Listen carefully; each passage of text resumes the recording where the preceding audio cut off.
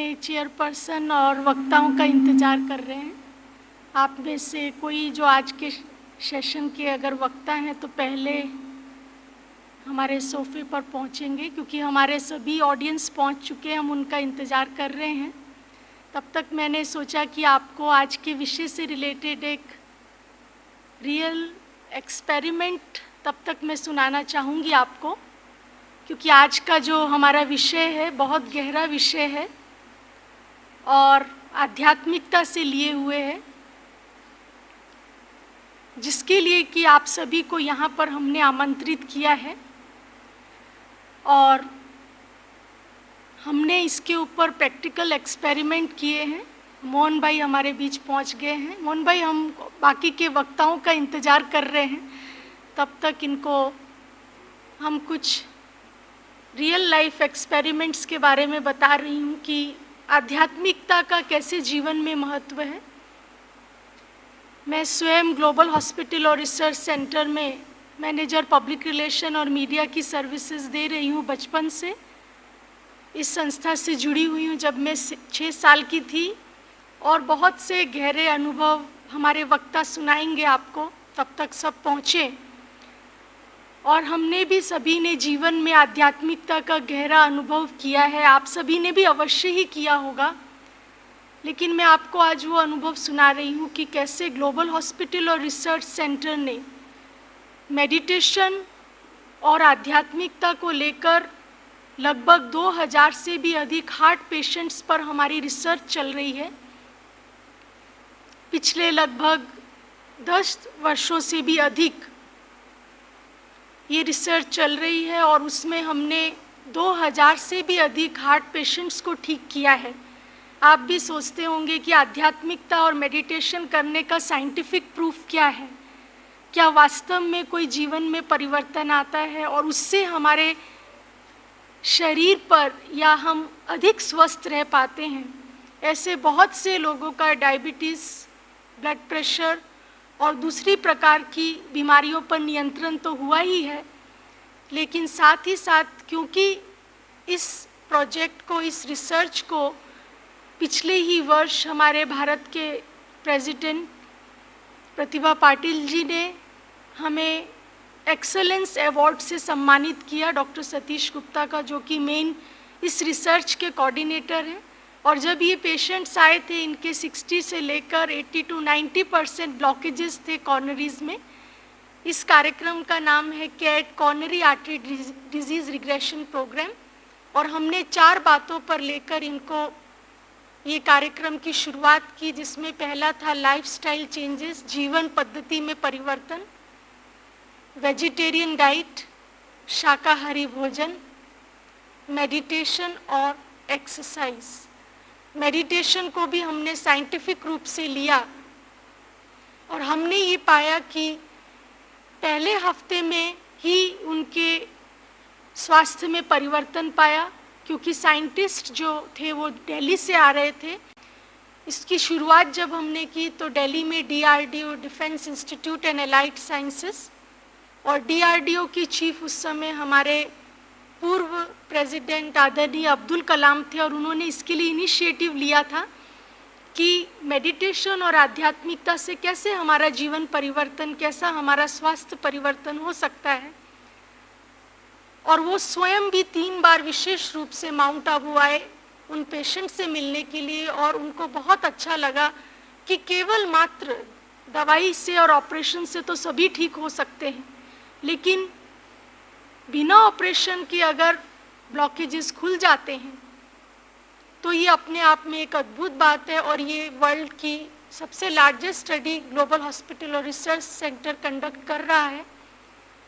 इन patient से आप कभी भी मिल सकते हैं, आपको ये स्वस्थ मिलेंगे। जब वो आए थे तो बिल्कुल ही डॉक्टर्स ने उनको कहा था कि आपको बाईपास सर्जरी करवानी ही है, उसके बिना आप जिंदा नहीं रह सकेंगे। इन पेशेंट्स ने 1 हफ्ते तक इस कार्यक्रम को फॉलो किया। उसके बाद ये 6 महीने के बाद वापस आए, फिर उनको एक प्रोग्राम फॉलो अप चला उनका और काफ़ी पेशेंट एंजियोग्राफीज करवा के भी आए और 1 साल के बाद में 80 to 90% ब्लॉकेजेस खुल गए। तो ये मैं आपको एक प्रैक्टिकल आध्यात्मिकता का एक्सपेरिमेंट बता रही थी कि आप सोच सकते हैं कि इतने व्यक्ति आध्यात्मिकता और मेडिटेशन को करने से न केवल मानसिक रूप से स्वस्थ रहते हैं, लेकिन शारीरिक रूप से भी वो स्वस्थ रहते हैं। तो ये आपको गुड न्यूज़ है कि ये अब इस समय वर्ल्ड की लार्जेस्ट स्टडी है, और जिसको कि हम आपसे शेयर कर रहे थे कि आप जो है आज का विषय जो है आध्यात्मिकता से जुड़ा हुआ है। आध्यात्मिकता हम सभी के लिए, हम सभी के प्रोफेशन के लिए बहुत ही आवश्यक है, लेकिन न केवल हम मानसिक रूप से संतुलित हो जाते हैं चाहे किसी भी प्रोफेशन में हो, लेकिन साथ ही साथ हमारी शरीर की कई प्रॉब्लम्स हैं। 80 to 90% प्रॉब्लम्स जो हैं वो ठीक होनी शुरू हो जाती है। तो ऐसा हमने ग्लोबल हॉस्पिटल में कई प्रकार के ऐसी रिसर्च और एक्सपेरिमेंट जिसमें मनोरोगी साइकेट्रिक पेशेंट पर भी किया, उनको भी हमने स्वस्थ पाया कि कुछ समय फॉलो करने के बाद। इसी प्रकार कई प्रकार के जो एडिक्शंस लेते हैं लोग और वो एडिक्शंस छोड़ना चाहते हैं, उन पर भी हमने आध्यात्मिकता का और मेडिटेशन का एक्सपेरिमेंट किया, और हमने पाया कि ये पेशेंट्स जो थे पहले से अपनी इन सब आदतों को छोड़ने में जो थे वो सफल हुए। तो इस प्रकार से हम सभी के जीवन में आध्यात्मिकता का बहुत महत्व है, और हम इसे जब जीवन का अंग बना लेते हैं, केवल कुछ समय के लिए नहीं, लेकिन जीवन में हम इसको प्रतिदिन करते हैं, तो उसका हमें बहुत लाभ मिलता है।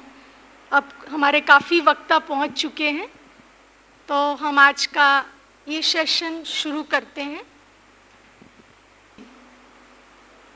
तो हमारे लगभग सभी वक्ता पहुंच चुके हैं। मैं अनुरोध करूंगी हमारे बीच उपस्थित आदरणीय मोहन भाई जी से, कृपया आप मंच पर आ जाएंगे, अपना स्थान ग्रहण करेंगे। भ्राता सुशांत जी, हमारे आज के गेस्ट ऑफ ऑनर भ्राता उर्विश दवे जी, आप अगर उपस्थित हो तो कृपया आ जाएं मंच पर। और शीघ्र ही हमारी चेयरपर्सन शीलू बहन भी हमारे बीच पहुंच जाएंगी। तब तक हम आज का कार्यक्रम शुरू करेंगे। तालियां बजाकर हम हमारे वक्ताओं का स्वागत करते हैं कि कार्यक्रम की शुरुआत हम सभी कुछ क्षणों के लिए परमपिता परमात्मा की याद में करेंगे, क्योंकि हमारा जो आज का विषय है वो आध्यात्मिकता से जुड़ा हुआ है, ज्ञान से जुड़ा हुआ है, और हम सभी जानते हैं कि आध्यात्मिकता का और ज्ञान का स्रोत जो है वो परमपिता परमात्मा ही है, और परमपिता परमात्मा से शक्ति प्राप्त करके ही हम अपने जीवन में आगे बढ़ सकते हैं। सभी आज के सेशन की शुरुआत इस आध्यात्मिकता से ही करते हैं। कुछ क्षणों के लिए हम सभी परमपिता परमात्मा की याद में बैठेंगे।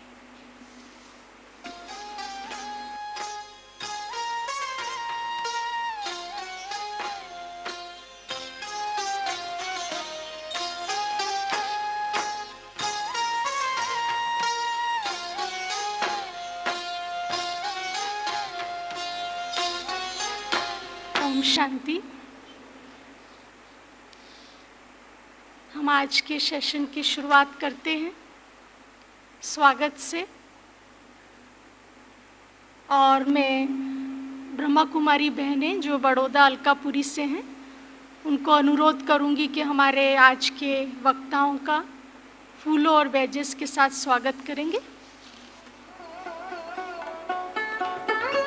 आप भी तालियां बजाते हुए करतल गमे ध्वनि से स्वागत करते रहेंगे।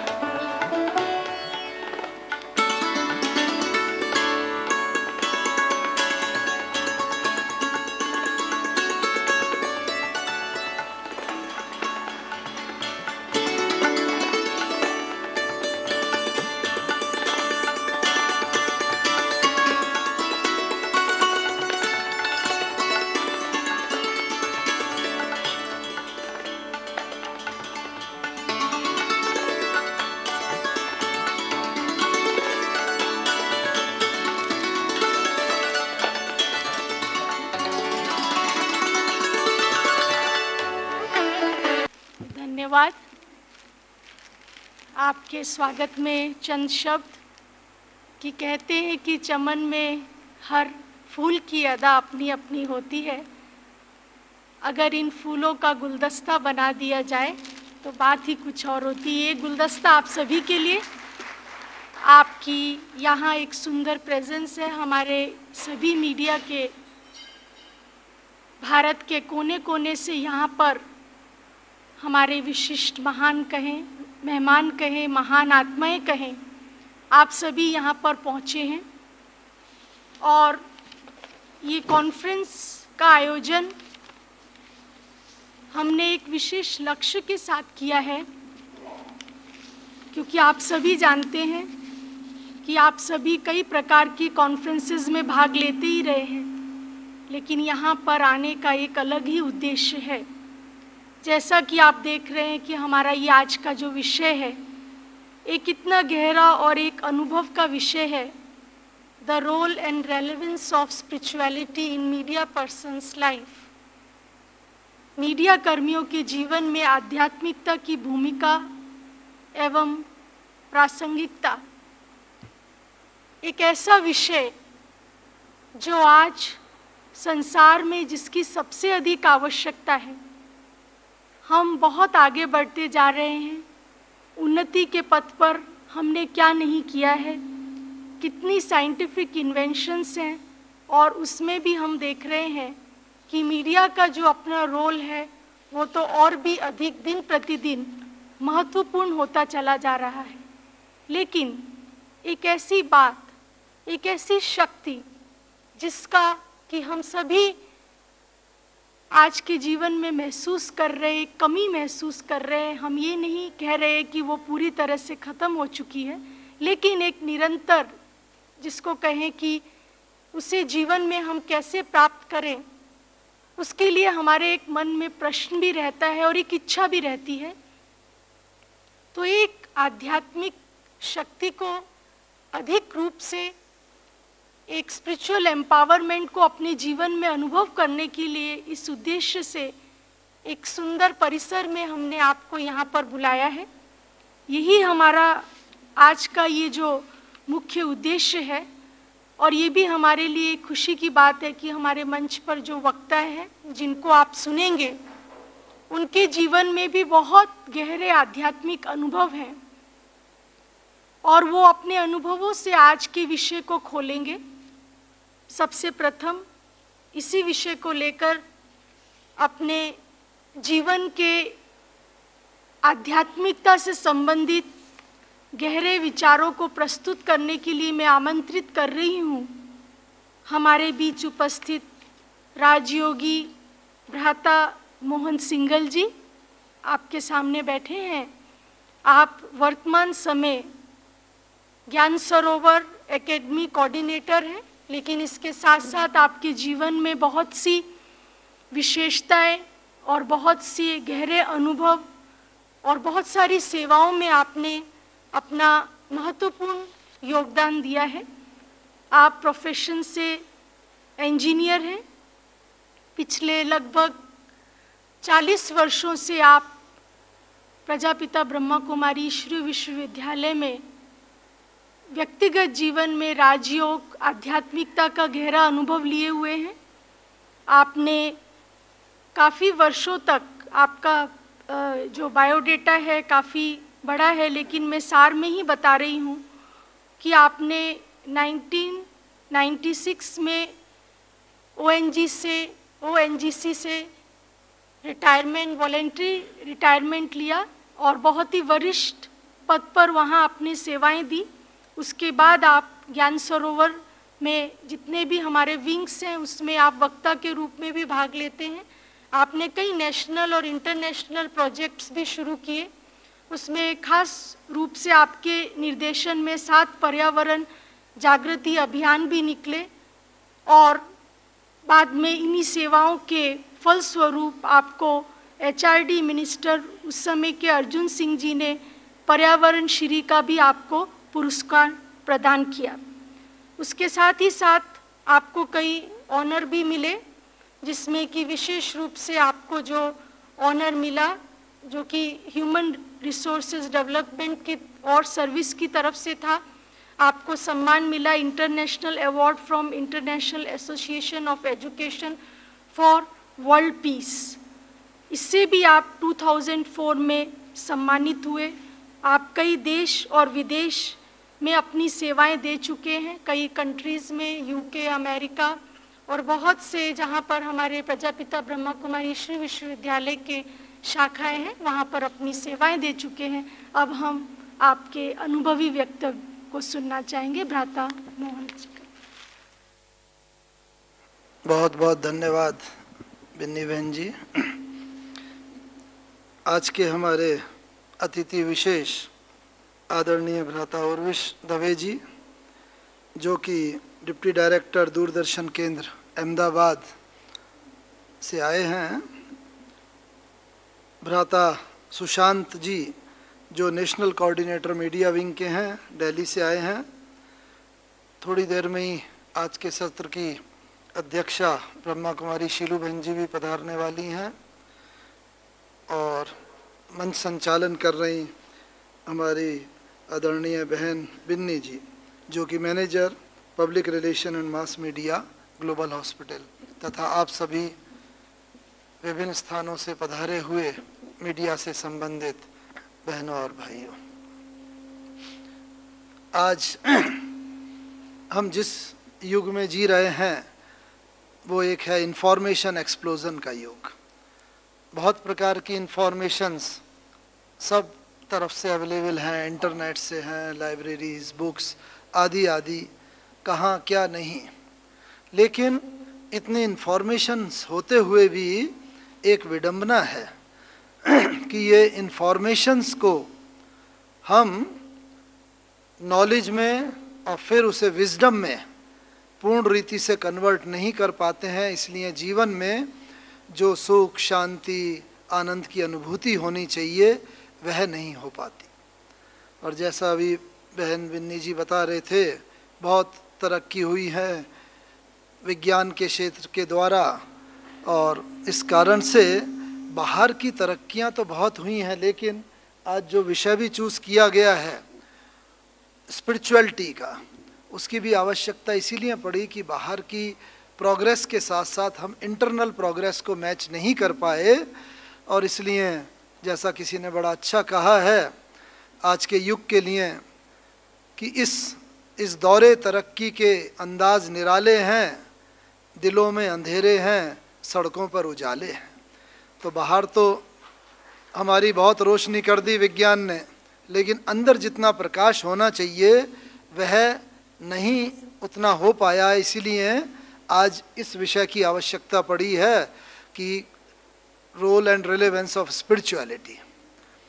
और कल भी जब उद्घाटन सत्र चल रहा था तो उसमें भी वक्तागण विशेष एक बात पर प्रकाश डाल रहे थे कि विशेष मीडिया कर्मी जो हैं, एक्सटर्नल एम्पावरमेंट तो उनका काफ़ी हुआ है, लेकिन आवश्यकता आज है इंटरनल एम्पावरमेंट की।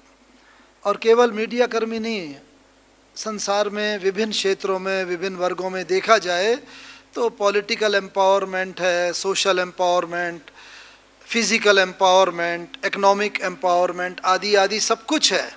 लेकिन ये सब एम्पावरमेंट इंटरनल एम्पावरमेंट के अभाव में या स्पिरिचुअलिटी के अभाव में अधूरे हैं।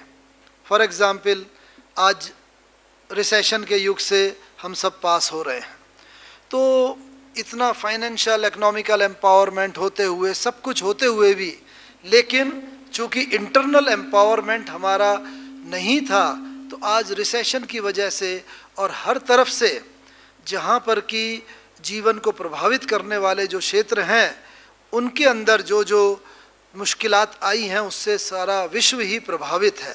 लेकिन आप देखिए कि सारा विश्व प्रभावित होते हुए भी रिलेटिवली इंडिया कम प्रभावित है। क्यों? क्योंकि यहाँ शुरू से ही कुछ थोड़ी स्पिरिचुअलिटी का जो बीज है हर भारतीय के मन में विद्यमान है। इस कारण से दूसरे तरफ specially western countries, developed countries में जहाँ बहुत अधिक प्रभाव इन सब चीज़ों का हुआ है, रिलेटिवली इंडिया में कम हुआ है। तो इस आवश्यकता ये है कि वो स्पिरिचुअलिटी को हम व्यवहारिक जीवन में लाएं, क्योंकि स्पिरिचुअलिटी का मतलब अक्सर करके लोग समझ लेते हैं कि ये स्पिरिचुअलिटी जो है धर्म, मंदिर चले गए, मस्जिद गुरुद्वारा, थोड़ा भगवान को याद कर लिया, ध्यान कर लिया, ये स्पिरिचुअलिटी। लेकिन यहाँ पर आपको विशेष एक बात बताई जाएगी कि धर्म और आध्यात्मिकता में एक बहुत बहुत बड़ा अंतर है। जो धर्म है, वास्तव में धर्म एक चीज है, आध्यात्मिकता एक चीज है। धर्म अनेक हैं विश्व में, हिंदू, मुस्लिम, सिख, ईसाई, बौद्धी, जैनी आदि, लेकिन सबका जो बीज है आध्यात्मिकता, वो सबकी एक है। आध्यात्मिकता मोटे अर्थों में अगर देखा जाए तो वैल्यू ओरिएंटेड लाइफ, जीवन में मूल्य, और हर एक धर्म वाले जीवन मूल्यों को लगभग समान ही बताते हैं। भाई जो आज आपको राजयोग शिविर में सुबह सुबह बताया होगा, आत्मा के 7 मुख्य गुण याद है ना आप लोगों को? हाँ, आत्मा के जो 7, शांति, आनंद, प्रेम, पवित्रता, ज्ञान, शक्ति, ये सब जो है बेसिक मूल्य जो हैं आत्मा के गुण, यही वास्तव में मोटे रीति से देखा जाए तो यही आध्यात्मिकता है। और आध्यात्मिकता के द्वारा ही इंटरनल एम्पावरमेंट आती है, जो मुख्य रीति से ये conference inner empowerment of media persons. तो ये इनर एम्पावरमेंट का बीज जो है वो है आध्यात्मिकता। अगर सहज रीति से आध्यात्मिकता को डिफाइन करें, बड़ा सिंपल, कि जिसमें मन का शुद्धिकरण हो जाए, बुद्धि का शुद्धिकरण हो जाए, हमारे व्यवहार में और संस्कारों में दिव्यता आ जाए, और भी मोटे रूप में पॉजिटिव थिंकिंग, यही आध्यात्मिकता है, बस और कुछ नहीं। जीवन में सकारात्मक सोच हो, हमारा मन बुद्धि आदि शुद्ध हो, बस यही आध्यात्मिकता है। इसीलिए हमारी भारतीय संस्कृति में इसको बहुत महत्व दिया गया है। कहा गया है मन के हारे हार है, मन के जीते जीत। मन चंगा तो कठौती में गंगा, मन जीते जगत जीत, माया जीते जगत जीत। तो ये जो मन है हर चीज की जड़ है। और इसीलिए कहा गया है संसार में बहुत प्रकार की समस्याएं हैं, आदि, व्याधि, उपाधि, विभिन्न प्रकार की समस्याएं, लेकिन सबका उपाय हमारी संस्कृति में एक ही बताया गया है, वो है समाधि। समाधि माने कोई सब छोड़ छाड़ के जंगल में पहाड़ में चले जाना नहीं। समाधि माने मन की समाधि, मन को समाधिस्थ करना, ये ही वास्तव में आध्यात्मिकता है। इसलिए अब आध्यात्मिकता, अब देखिए आपके बुकलेट, प्रोग्राम बुकलेट जो दी गई है, उसमें भी बहुत अच्छे अच्छे नीचे स्लोगन कोट किए गए हैं। एक स्लोगन उसमें बड़ा अच्छा है कि to handle yourself use your head, but to handle others use your heart. तो ये बिल्कुल स्पष्ट यही आध्यात्मिकता है। दूसरे के प्रति हमारी संवेदनशीलता हो, अपने प्रति हमारा फिर भी व्यवहार कड़ा हो, कमजोरी वो हम न चला लें, लेकिन दूसरे को भी हमें समाज के अंदर उचित स्थान देना। इसलिए हमारी भारतीय संस्कृति में एक बात कही गई है, क्या? लिव एंड लेट लिव, जियो और जीने दो। बस ये हमारी संस्कृति और पाश्चात्य संस्कृति में मुख्य अंतर यही है। हम कहते हैं सबको जीने का अधिकार है, यही आध्यात्मिकता है, जियो और जीने दो। लेकिन दूसरी संस्कृतियां क्या बोलती हैं? सर्वाइवल ऑफ द फिटेस्ट, जो शक्तिशाली है उसे ही जीने का अधिकार है, फिटेस्ट जो है, जो कमजोर है उसे जैसे जीने। ये तो जंगल रूल हो गया। जंगल में एक पशु अपने से छोटे को खा लेता है, वो अपने से छोटे को, और केवल जो शक्तिशाली शेर, जंगल का राजा जिस एरिया में रहता है उसे ही वहाँ जीने का अधिकार है। This is jungle rule. तो आवश्यकता आज ये है कि हम सब के अंदर हम ये आध्यात्मिकता का एक ऐसा संचार करें। और आध्यात्मिकता का संचार ये कैसे होगा, बड़ा सहज रीति से आपको उसकी कुछ टिप्स मैं बताना चाहूँगा। कहा जाता है कि ये संसार पुरुष और प्रकृति का खेल है। पुरुष अर्थात आत्मा, प्रकृति यानी ये 5 तत्वों से बना संसार, जल, अग्नि, वायु, पृथ्वी, आकाश। और उसे अगर एक लिमिटेड सेंस में लें तो ये हमारा शरीर भी इन 5 तत्वों का बना है। तो आत्मा और शरीर, यही खेल है, यही संसार है। तो ये पुरुष और प्रकृति के इस संसार में, इसके अंदर दोनों में अगर स्पिरिचुअलिटी क्या है, nothing but to create harmony between this purush and prakriti. इस पुरुष और प्रकृति, शरीर और आत्मा के बीच में हार्मनी हो, यही आध्यात्मिकता है। और इसलिए बड़ा अच्छा इसके लिए कहा हुआ है हार्मनी का ना किसी ने, कि जिस्म और रूह के बीच, जिस्म और रूह के बीच एक अजीब इत्तेफाक देखा कि उम्र भर साथ रहे फिर भी रूबरू ना हो सके। जिंदगी भर ये रूह जो है इस जिस्म में रहती है, लेकिन उम्र भर रहती है, लेकिन प्रॉपर अंडरस्टैंडिंग, हार्मनी नहीं हो पाती। आत्मा एक बात बोलती है, शरीर दूसरी बात कर लेता है। फॉर एग्जाम्पल, भाई सिगरेट डिब्बी पर लिखा होता है smoking is injurious to health, और अभी तो लास्ट मंथ से फोटो भी बना हुआ होता है कि भाई नॉट ओनली इंजूरियस, इट में इनवाइट द डेथ ऑल्सो। तो इस कारण से लिखा होता है, थ्योरेटिकल नॉलेज है, लेकिन स्पिरिचुअल एम्पावरमेंट न होने की वजह से स्मोकिंग कर लेते हैं। जानते हैं गुस्सा नहीं करना चाहिए, बहुत गुस्से में ऐसे हार्मोन्स का सेक्रीशन होता है जो कि शरीर के हेल्थ के लिए बहुत हानिकारक हैं, फिर भी हम कह देते हैं क्या करें भाई, गुस्सा आ जाता है। This is due to lack of spirituality. इसलिए स्पिरिचुअलिटी क्या है, सेल्फ एम्पावरमेंट, जो आत्मा को शक्तिशाली बनाए, वही स्पिरिचुअलिटी। इसीलिए harmony between this purush and प्रकृति, और ये हार्मनी अलग अलग लेवल पर एग्जिस्ट करती है। हार्मनी, सबसे पहली हार्मनी है internal harmony, harmony between our head, heart and hand. इन तीन के बीच में हार्मनी। हेड आजकल एक बात बोलता है, हार्ट दूसरी बात बोल देता है, अल्टीमेटली हैंड से हम कुछ और काम कर लेते, तीनों में हार्मनी नहीं है। तो पहली हार्मनी ये आवश्यकता है। फिर दूसरी हार्मनी है harmony with other human beings, दूसरे जो समाज के और मनुष्य हैं, हमारे भाई बहन हैं। तीसरी हार्मनी है हार्मनी विद अदर क्रिएचर्स, पशु पक्षी जीव जंतुओं। और चौथी है हार्मनी विद नेचर, प्रकृति के साथ हार्मनी। तो कहने का भाव क्या है, अगर हमारी इंटरनल हार्मनी होती है, हमारे दिल और दिमाग के बीच में हार्मनी होती है, तो ये बाहर की हार्मनीज अपने आप एग्जिस्ट करने लगती हैं। तो सबसे पहली हार्मनी की आवश्यकता हमारे अपने अंदर। दूसरी बात है कि दूसरे व्यक्तियों के साथ हार्मनी कैसे होगी, बड़ा सहज प्रिंसिपल। जैसे हमारे परिवार होता है, हम परिवार में रहते हैं, छोटा बच्चा जब पैदा होता है वो बस माँ ही उसका संसार है, माँ की छाती से लगा रहेगा, वहाँ से ही दूध मिलेगा और बस कुछ नहीं जानता। फिर बच्चा जब बड़ा होता है, 2 हाथ 2 पैर से चलता है, 4 से चलना सीखता है। तो इस तरीके से जो यंगेस्ट मेंबर जो हैं हमारी फैमिली के, वो ये पेड़ पौधे हैं। बस जहाँ पर भी पौधा लगा दिया, बीज बो दिया, जीवन भर वो पौधा धरती माता की छाती से लगा रहता है। बस वो है youngest member of our family, हमारे परिवार के सबसे छोटे सदस्य। दूसरे उससे बड़े सदस्य जो हैं वो ये पशु हैं। बच्चा जब चलना सीखता है, 2 हाथ 2 पैर से चलता है।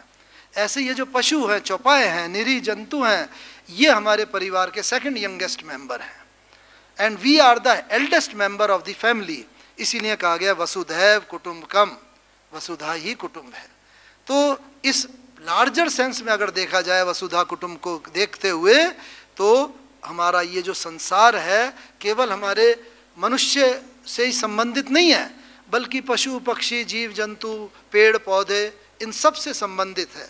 यही भारतीय संस्कृति सिखाती है, यही आध्यात्मिकता है, और कोई आध्यात्मिकता नहीं, यही आध्यात्मिकता है सबके साथ मिलके। इसीलिए बड़ा अच्छा किसी ने कहा है, मीडिया कर्मियों के जीवन में लाइफ को भी डिफाइन करते किसी ने बड़ा अच्छा कहा है, LIFE 4 लेटर जो वर्ड है, LI denotes 1 aspect of life, FE another aspect, FE forward externally and LI look internally. तो जीवन के 2 मुख्य पहलू हैं, एक है आंतरिक पक्ष, एक है बाहरी पक्ष।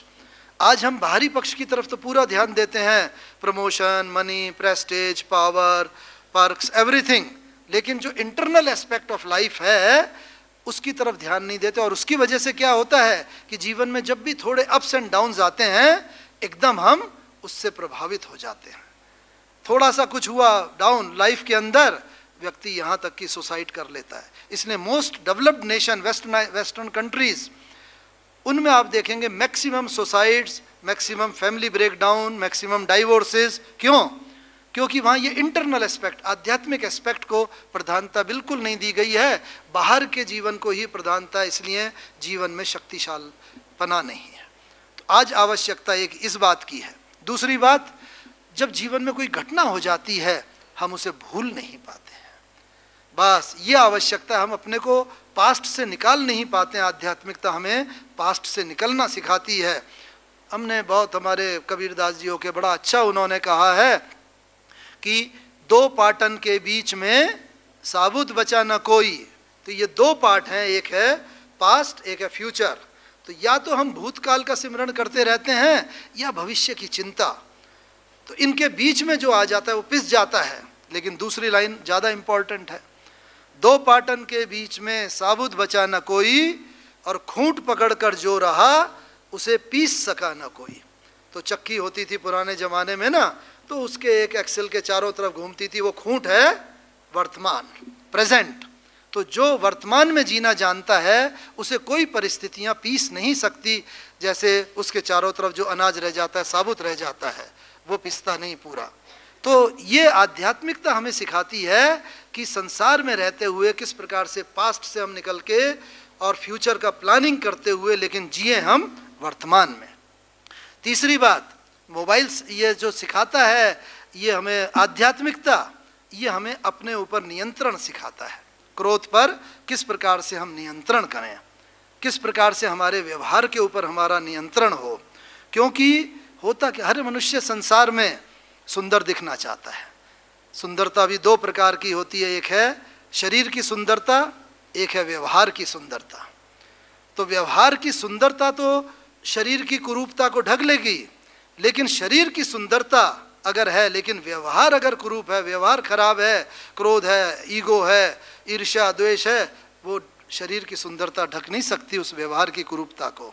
इसलिए आवश्यकता जो आध्यात्मिकता है वो हमें व्यवहार की सुंदरता सिखाती है।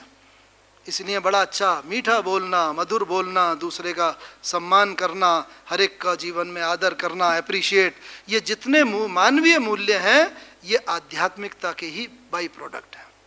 बड़ा अच्छा किसी ने कहा है कि भगवान ने जब निर्माण किया ना मनुष्य का, पशु पक्षी जीव ब्रह्मा जी कर रहे थे, तो जब मनुष्य का निर्माण किया तो सोचा कि ये तो बेस्ट मेरी क्रिएशन है। तो एक शायर ने अपने उससे कहा है कि फितरत को नहीं थी मंजूर सख्ती इंसान में, इसलिए खुदा ने नहीं बनाई हड्डी जवान में। भगवान ने जवान में हड्डी क्यों नहीं बनाई?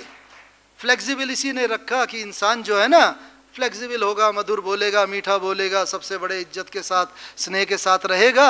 लेकिन आदमी भी बड़ा क्रिएटिव है, उसने कहा अरे भगवान अगर आपने नहीं बनाई कोई बात नहीं, बिना हड्डी के ही मैं काम चला लूँगा। और इसलिए कहा जाता है टंग के लिए, हाँ, कि tongue has got no bone but it break many bones. हड्डी नहीं है लेकिन बहुतों की हड्डियों को तोड़ देती है। हम इसमें भी दोष मन को कह दे, क्या करें भाई, मैं चाहता नहीं था लेकिन मेरी जबान फिसल गई, मैं चाहता तो बोलना मीठा था लेकिन क्या करूं जबान फिसल। अब दोष हम दे देते हैं, वास्तव में जबान नहीं फिसली, पहले मन फिसलता है। मन के अंदर क्रोध आएगा, प्रेम, कोई भी भाव है पहले मन में आता है, उसके बाद वाणी में आता है, उसके बाद व्यवहार में। अब बेचारी जबान का दोष थोड़ी है, घर में भी अगर मनुष्य फिसल जाता है, घर में फिसलने का ज़्यादा स्कोप कहाँ रहता है? Drawing room, dining room, kitchen, bathroom सब है, तो बाथरूम में मैक्सिमम स्कोप। क्यों? गीली होती है, पानी होता है। अब बेचारी ये जबान गीली जगह में है, सूखी जगह में है? कहाँ है? गीली जगह में है, इसलिए हम कह देते हैं कि फिसल जाती है। लेकिन वास्तव में आवश्यकता इस बात की है कि मन हमारा न फिसले। पहले मन के अंदर ये सब विकार आते हैं, क्रोध, अहंकार, ईर्ष्या, द्वेष, फिर हमारे व्यवहार में आते हैं। आध्यात्मिकता यही सिखाती है कि मन को हम कैसे कंट्रोल में रखें। हर मनुष्य जब पैदा होता है ना, उस पर दो शक्तियां विशेष होती हैं। कौन सी दो शक्तियां? एक है याद रखने की शक्ति, एक है भूलने की शक्ति। लेकिन विडंबना क्या है लाइफ में, ट्रेजेडी ऑफ लाइफ इज कि हम जो बात याद रखना चाहते हैं वो भूल जाते हैं, और जो बात भूल जानी चाहिए वो बरसों तक याद रहती है। मेरा आपके साथ कुछ मनमुटाव हुआ, वो भूल जाना चाहिए, लेकिन हम नहीं भूल पाते। क्यों? इसलिए नहीं भूल पाते कि मन से हम क्षमा नहीं कर पाते। बस अगर हम मन को इस तरीके से अपने अंडर कर लें, क्षमा कर दें दूसरे को। बड़ा अच्छा कहा है किसी ने, क्षमा करो और क्षमा मांग लो, क्षमा करो और क्षमा मांग लो, जीत है इसमें हार नहीं, क्षमा वीरों का भूषण है, कायर का व्यवहार नहीं।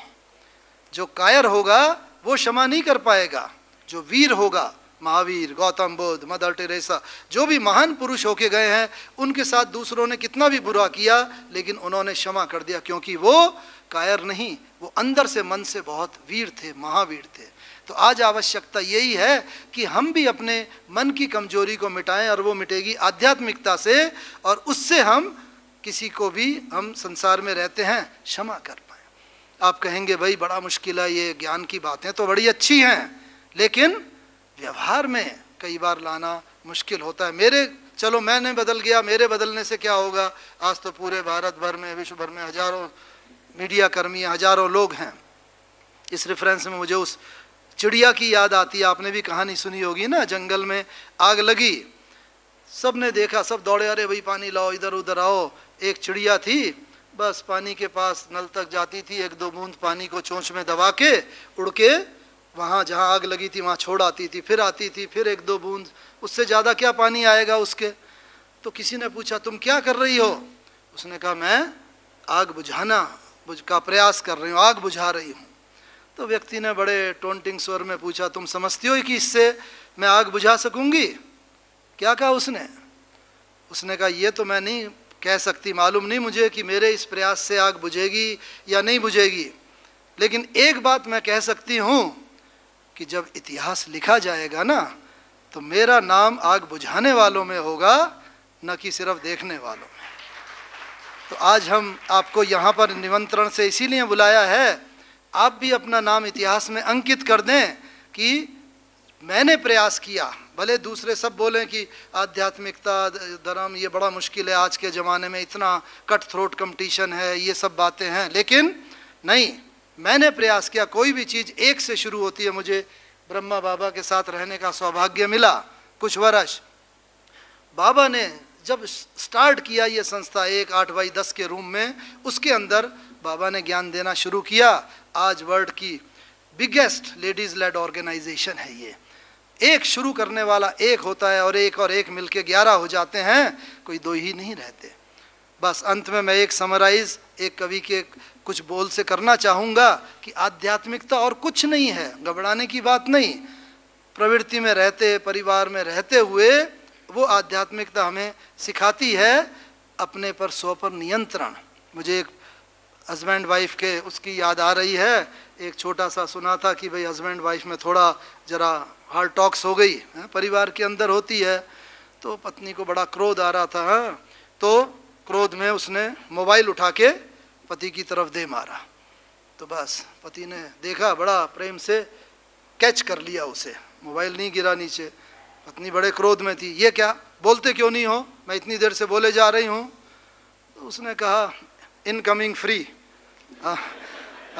यू सी, एक टाइट सिचुएशन को भी एक उसमें डाइल्यूट कर दिया। बस जीवन में यही आवश्यकता है कि कभी भी ऐसा टेंशन आए वो हम बढ़ाएं नहीं। उसी बात को एक कवि ने बड़ा अच्छा कहा इस शब्दों में, बोल सको तो मीठा बोलो, कटु बोलना मत सीखो, बदल सको तो कुपथ बदलो, राह बदलना मत सीखो, बता सको तो राह बताओ, पथ भटकाना मत सीखो, जला सको तो दीप जलाओ, हृदय जलाना मत सीखो। अंतिम 4 लाइन है कि बिछा सको तो फूल बिछाओ, शूल बिछाना मत सीखो, मिटा सको तो गर्व मिटाओ, प्यार मिटाना मत सीखो, कमा सको तो पुण्य कमाओ, पाप कमाना मत सीखो, लगा सको तो बाग लगाओ, आग लगाना मत सीखो। धन्यवाद। ओम शांति। शांति। बहुत बहुत धन्यवाद भ्राता मोहन जी। आपने अपने बहुत से व्यक्तिगत अनुभवों से और बहुत सुंदर कविताओं से आध्यात्मिकता को बहुत ही सरल रूप से आपके सामने स्पष्ट किया और बहुत सुंदर अर्थ हमारे सामने आए कि हार्मनी। तो इसी प्रकार से जो ये आयोजन है उसका भी उद्देश्य है कि आज मीडिया वर्ग एक तेजी से तनाव के दौर से गुजर रहा है और आपको बहुत सी बातों का प्रेशर रहता है। जब भी हम मीडिया वालों से मिलते हैं तो वो कहते हैं कि हमें भी बहुत तनाव है, प्रेशर्स हैं, बहुत कुछ हमें सुनना पड़ता है। आपके जो बॉस हैं, जो आपका कार्य है उसमें आप बहुत कुछ करना भी चाहते हैं, लेकिन बहुत सारी ऐसी बातें हैं जिसमें आप चाहते हुए भी नहीं कर सकते हैं। लेकिन जैसे मोहन भाई कह रहे थे कि हम भी फूल बिछा सकते हैं, हम भी उजाला कर सकते हैं। इसी प्रकार अगर हमारे जीवन में आध्यात्मिकता, हम ये शब्द तक नहीं ले रहे यहाँ, लेकिन हम जीवन के अनुभव की बात कर रहे हैं कि हम अगर शुरुआत करते हैं स्वयं से ही। इसीलिए आज का जो विषय है वो मीडिया पर्सन से लिया है। हमने संसार की बात नहीं की है, यहाँ दूसरों की बात नहीं की है। क्यों? क्योंकि उसका कारण है कि जब तक हमारे स्वयं के जीवन में नहीं है तो हम दूसरों को कैसे उसका संदेश दे सकते हैं, दूसरों को कैसे हम प्रेरित कर सकते हैं। तो इसीलिए हमारे पर भी बहुत सारी जिम्मेवारी आ जाती है। और आज के विषय को लेकर जब मोहन भाई कुछ बोल रहे थे तो मैंने कुछ पंक्तियां लिख दी, वो आप तक पेश करना चाह रही हूँ कि आज मीडिया की हर बात की चमक कुछ और है। आपकी खबरों की चर्चा विश्व में चारों ओर है। अब जमाना यूं तेजी से बदल रहा कि हम रात को दिन कहे, दिन को रात कहे, ये संभव नहीं। आज आबू की पावन भूमि पर प्रभु ने दिया स्वयं आपको निमंत्रण है। आप बहुत सारे निमंत्रण में जाते हैं, आपको किसी चीफ ने दिया, किसी प्रेसिडेंट ने दिया, किसी प्राइम मिनिस्टर ने दिया, वो निमंत्रण पर आप यहाँ नहीं पहुँचे हैं। लेकिन आप कौन से निमंत्रण पर पहुँचे हैं कि प्रभु ने स्वयं आपको निमंत्रण दिया है कि आज आप आबू की पावन भूमि पर, आपको प्रभु ने स्वयं दिया निमंत्रण है। ज्ञान सरोवर की धरा दे रही ज्ञान की आवाज है। केवल आध्यात्म से ही स्वयं का जीवन परिवर्तन संभव है। हर समाचार में अब सदाचार का समावेश जरूरी है। हर समाचार में अब सदाचार का समावेश जरूरी है। अब मैं आगे नेक्स्ट वक्ता को बुलाने से पूर्व हमारे बीच हमारे आज की चेयरपर्सन शीलू बहन जी पहुंच चुकी हैं, उनका तालियां बजाकर स्वागत करेंगे। और मैं ब्रह्मा कुमारी बहनों से निवेदन करूंगी कि आदरणीय राजयोगिनी शीलू बहन का फूलों और बैचेस के द्वारा स्वागत करेंगे। हम भी करताल ध्वनि से स्वागत करेंगे।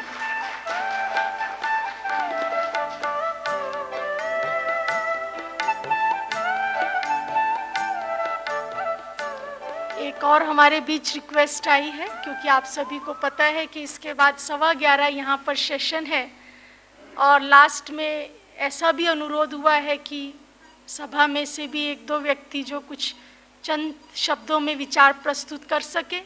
इसीलिए मैं हमारे वक्ताओं से ज़रूर अनुरोध करूँगी कि विषय तो बहुत ही गहरा है और रुचिकर है। समय की सीमा पर अपने विचारों को हम प्रस्तुत करेंगे। अब मैं अनुरोध करती हूँ हमारे बीच उपस्थित आदरणीय भ्राता सुशांत जी, आप दिल्ली हरिनगर से यहाँ पर आए हैं, बहुत सी आध्यात्मिकता के गहरे अनुभव लिए हुए हैं, क्योंकि आप पिछले 20 वर्षों से समर्पित रूप से अपनी सेवाएं दे रहे हैं। आप हमारे मीडिया विंग के नेशनल कोऑर्डिनेटर हैं और आप फ्रीलांस जर्नलिस्ट हैं। आप दिल्ली एसोसिएशन जर्नलिस्ट के भी मेंबर हैं और बहुत सक्रिय सोशल वर्कर हैं। कई प्रकार के drug de addiction, positive lifestyle, holistic health कार्यक्रमों में आपने बहुत अपनी समर्पित भूमिका निभाई है। भ्राता सुशांत जी। ओम शांति।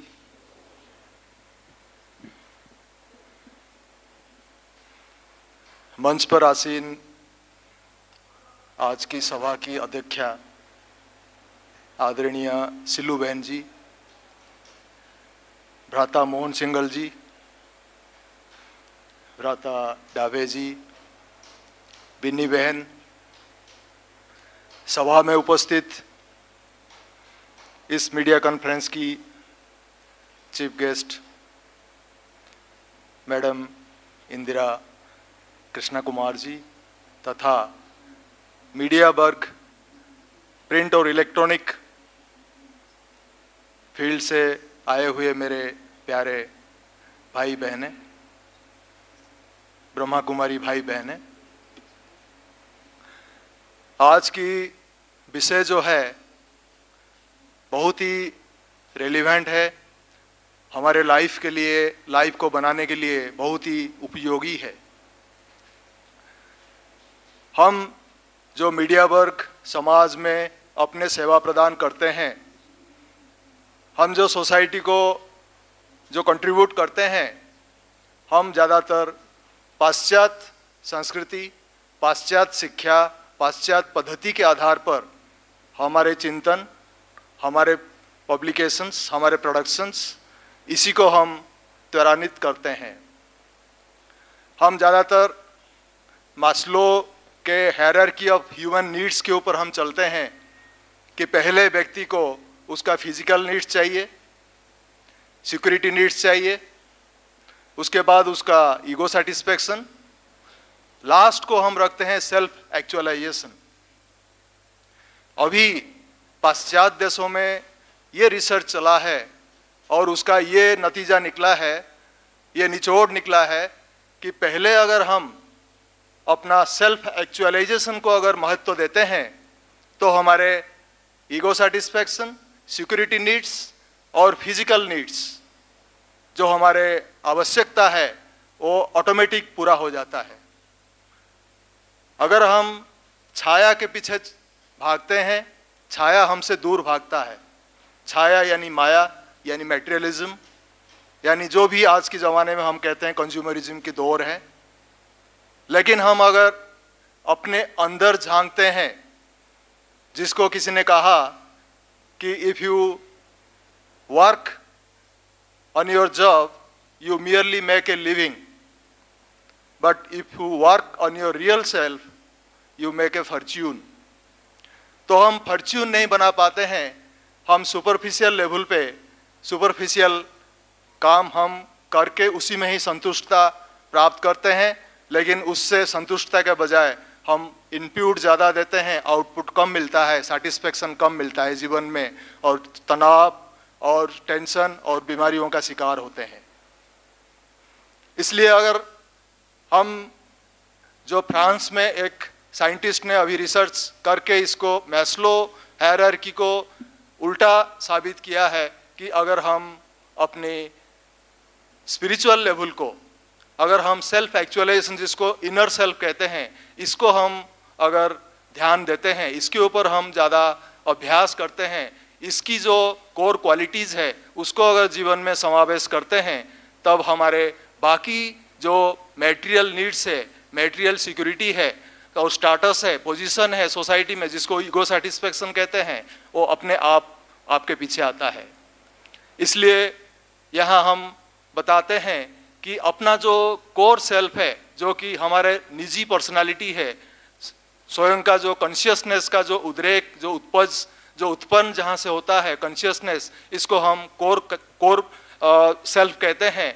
और उसके ऊपर एक सटल सेल्फ होता है जिसको हम एंजेलिक सेल्फ कहते हैं, और ग्रॉस सेल्फ जो बॉडी हम देखते हैं सेंसेस से, तो वो बॉडी की पूर्ति के लिए हम करते हैं, लेकिन कोर सेल्फ को हम नेग्लेक्ट करते हैं। जैसे कि हम झाड़ की, पेड़ की बीज को हम नेग्लेक्ट कर रहे हैं और टाल टालियों को पानी दे रहे हैं। इससे हमारा, जिसको मोहन सिंगल भाई ने कहा, we are experiencing a form of lopsided development in society, or too much stress on material, scientific and technological aspect and neglecting this moral and spiritual aspect. तो इसलिए हम लॉपसाइडेड डेवलपमेंट को अगर हम ओवरकम करना चाहें और एक होलिस्टिक और इंटीग्रेटेड डेवलपमेंट के तरफ अपने को ले जाना चाहें, समाज को ले जाना चाहें, तो हमें स्पिरिचुअलिटी का रोल और रेलिवेंस को समझना पड़ेगा। What is spirituality? Spirituality simple language में is the science of spirit. हम कहते हैं कि we are human beings with spiritual experiences, but actually it is the reverse is true. We are spiritual beings with human experiences. Human being, हम अपने को identify करते हैं ह्यूमन बींग है, above all religions, caste, creed, community. But what is the definition of human being? Human is derived from Latin word humus, means soil, mitti, and being is the spirit. We have too much stress on humus, on mitti, on our materialistic aspect, but we are neglecting the being or spirit part of it. That's why this imbalance and disharmony in the self is taking place. तो जब अपनी अंदर ये डिसहार्मोनी होता है और consciousness में अगर हमारे स्ट्रेस होता है, टेंशन होता है, कॉन्फ्लिक्ट्स होता है, और अगर हमारे उसमें अभाव होता है गुणों का, शक्तियों का, ज्ञान का, जिसको विजडम कहते हैं, तो हम बाहर क्या परिप्रकाश करेंगे? और समाज को, मीडिया को, जिसको कहा गया है to serve the society is the sole purpose of media, is the sole purpose of press, तो क्या करेगा? तो अगर व्यक्ति अपने अंदर का जो कहते हैं जथा पिंडे तथा ब्रह्मांडे, आज in the microcosm so is the macrocosm, if microcosm is weak, defunct, तो बाहर वो जो परसेगा, जो प्रोग्रामिंग करेगा, जो पब्लिकेशन करेगा, जो लिखन जो लिखेगा, जो व्यवहार में आएगा, जो आइडिया समाज को देगा, जो परसेप्शन देगा, जो विजन देगा, जो वैल्यूज देगा, वो कैसे होगा? तो इसलिए आज की समाज में, आज की समय में जरूरत है कि हम अंतर को सशक्त करें, हमारे अंतर जगत को हम दृढ़ीभूत करें, एम्पावर्ड करें, और उसके आधार पर हमारे जो चेतना है, चेतना को हम सकारात्मक बनाए, प्योर बनाए, पवित्र बनाए, और उसके आधार पर हमारे जो दृष्टि है, वृत्ति है, और वृत्ति के आधार पर जो हमारा कृति है और जो हमारा मैनिफेस्टेशन है, जो आउटपुट है, उसको भी हम सकारात्मक बना सकते हैं। इसके लिए हमें हमेशा उस कोर क्वालिटीज में जाना पड़ेगा जिसको हम कहते हैं इनेट क्वालिटीज। जो सोल का जो इनेट क्वालिटीज है उसमें जाना पड़ेगा, उसी में जब स्थित होते हैं उसी को हम कहते हैं पॉजिटिव थिंकिंग। कोर क्वालिटीज जिसको हम सतों गुण कहते हैं, यानी सातों गुण का समावेश कहते हैं, वो हमारे अंदर ही है। हमें अंदर झांक के जो शांति, प्रेम, आनंद, शक्ति और ज्ञान, ये जो 7 गुण है, ये सातों गुणों को हम अगर मनन चिंतन सवेरे से करके और दिन भर जब भी हमें समय मिले उसकी चिंतन में रहते हैं, तो हम अपने अंदर एक हार्मोनियस हम एक ब्लेंडिंग कर सकते हैं, हार्मोनियस बैलेंस्ड वे में हम उसको डेवलप कर सकते हैं और पर्सनालिटी में हम उसको ला सकते हैं और अपने व्यवहार, आचार, विचार, व्यवहार में भी उसको हम रिफ्लेक्ट कर सकते हैं। उससे हम अपनी उसी हिसाब से हम समाज को एक बहुत बड़ा योगदान दे सकते हैं, क्योंकि हम जैसे समाज को परसोएंगे ऐसे समाज का साइक, ऐसे समाज का जो मेंटालिटी, माइंडसेट ऐसे ही बनेगा। आज अगर हम सेंसेशनलिज्म को ज़्यादा बढ़ाते हैं, दहशत फैलाते हैं और टीआरपी और सर्कुलेशन के उसमें हम ज़्यादा उसको नेगेटिविटी को ज़्यादा बढ़ावा देते हैं, उससे क्या होता है कि हम समाज का सर्विस नहीं कर सकते हैं। हम अपना तो पूर्ति कर लेते हैं, अपना सेल्फ इंटरेस्ट को तो हम भरपूर कर लेते हैं, लेकिन समाज में जो फियर साइकोसिस, जो एक प्रकार की कॉन्फ्लिक्टिंग सिचुएशन हम क्रिएट करते हैं, तो एक हम पुण्य का भाग्य नहीं बनाते, हम पाप का खाता बनाते हैं। क्योंकि हम समाज की जो साइक है, जो स्पिरिट है, जो नेशनल स्पिरिट है, उसके अगेंस्ट में हम काम करते हैं। अगर इस अपनी सेल्फ प्रॉफिट के लिए, सेल्फ उसके लिए हम अगर इस साइकोलॉजी को, ह्यूमन साइकोलॉजी को, सिटीजन्स के जो स्पिरिट को, उसको हम हनन करते हैं। इसलिए जब अब्दुल कलाम जी इजराइल गए थे, तो हम एक छोटी सी कंट्री से हम शिक्षा ले सकते हैं, मीडिया वहाँ कितना पावरफुल है, कि अब्दुल कलाम जब गए थे, एक बार वहाँ बहुत बड़ा बम ब्लास्ट हुआ, टेररिस्ट अटैक हुआ, तो 40-45 लोगों ने अपना शरीर त्याग दिए थे। और उसके बाद डॉक्टर अब्दुल कलाम यही सोचने लगे कि शायद फ्रंट पेज में ये न्यूज़ आएगा, कल अखबार में पूरा डिटेल डिस्क्रिप्शन इसका आएगा, लेकिन to his pleasant wonder and surprise, he found that it came in third or fourth place and very insignificant way. And front page में क्या आया कि एक साइंटिस्ट ने, एक फार्मर ने, एक साइंटिस्ट के रिसर्च के हिसाब से एक रेगिस्तान को एक अर्चार्ड में उसने कन्वर्ट कर दिया। उसमें रेगिस्तान में वो दे के अपना मैन्यूअर्स दे के वो दे के बहुत प्रकार के एफर्ट्स करके एक अर्चार्ड बना दिया, उससे काफ़ी फल फूल उन्होंने उगाया। तो ये एक बहुत बड़ा नेशनल उपलब्धि है, एक राष्ट्रीय उपलब्धि है जिसको उन्होंने हाईलाइट किया फ्रंट पेज में। लेकिन हम यहाँ इंडिया में देखते हैं अपनी जो राष्ट्रीय जो हमारा स्ट्रेंथ है उसको हम ना दे के, जो पॉजिटिव बातें हैं उसको ना दे के हम फ्रंट पेज में यही दहशत फैलाने वाली बातों को ज़्यादा बढ़ावा देते हैं, स्ट्रेस देते हैं। तो इससे क्या होता है कि नेशनल साइक और नेशनल प्राइड जो है, नेशनल स्पिरिट जो है वो जो है कमज़ोर हो जाता है।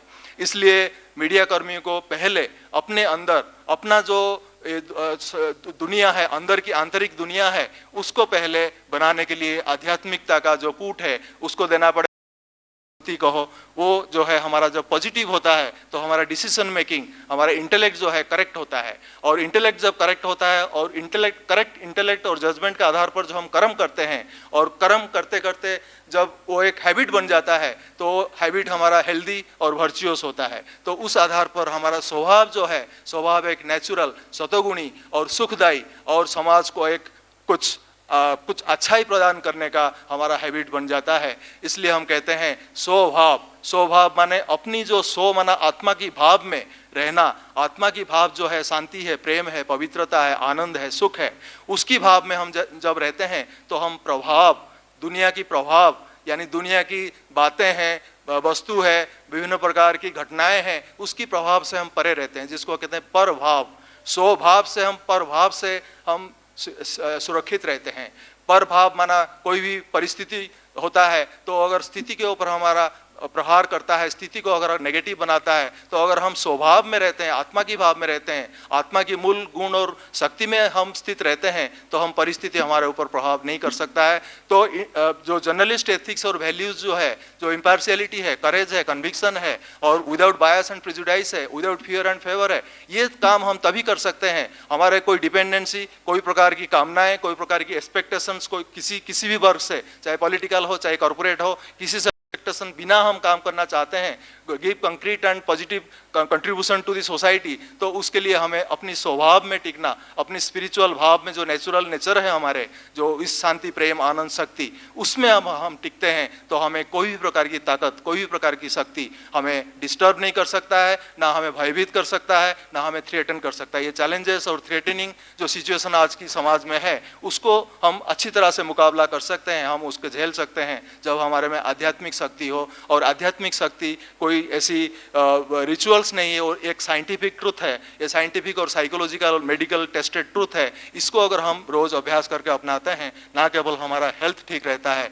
लेकिन हमारे भावनाओं को भी ऊंचाई मिलता है, हमारे भावनाओं को भी सकारात्मकता मिलता है। और जब हमारा भावना सकारात्मक होता है तो हम जो देना चाहते हैं अपनी भाई बंधु, अपनी समाज को, अपनी सिटीजन्स को, जो कि जिसके लिए मीडिया आज फोर्थ स्टेट के रूप में जो देश को या लोगों को सेवा के लिए ही जो उसका एक नॉन एक्स्ट्रा कॉन्स्टिट्यूशनल बॉडी के रूप में उभरा है, जो जिसका कोई कॉन्स्टिट्यूशन जिसको नहीं बनाया है लेकिन ट्रेडिशनल कन्वेंशन के रूप में जो बना है उसको हम पूरी कर सकते हैं। और अपनी सेल्फ रेगुलेशन की जब हम बात करते हैं, आत्मनियंत्रण की बात करते हैं, आज कहते हैं कि कोई लॉ और कानून मीडिया को कंट्रोल नहीं कर सकता है, लेकिन सेल्फ कंट्रोल मीडिया अपने आप को ही कर सकता है। सेल्फ रेगुलेशन तभी हो संभव हो सकता है जब हमारा discrimination power, judgment power, power to face, power to cooperate, all जो इनर पावर्स है, इसको हम जागृत करें और अपने आप में हम नियंत्रण करें। हमारा नियत क्या है, हम समाज में किस लिए आए हैं, हम जो प्रोफेशन टेकअप किए हैं, हम जो मिशन के रूप में टेकअप किए हैं,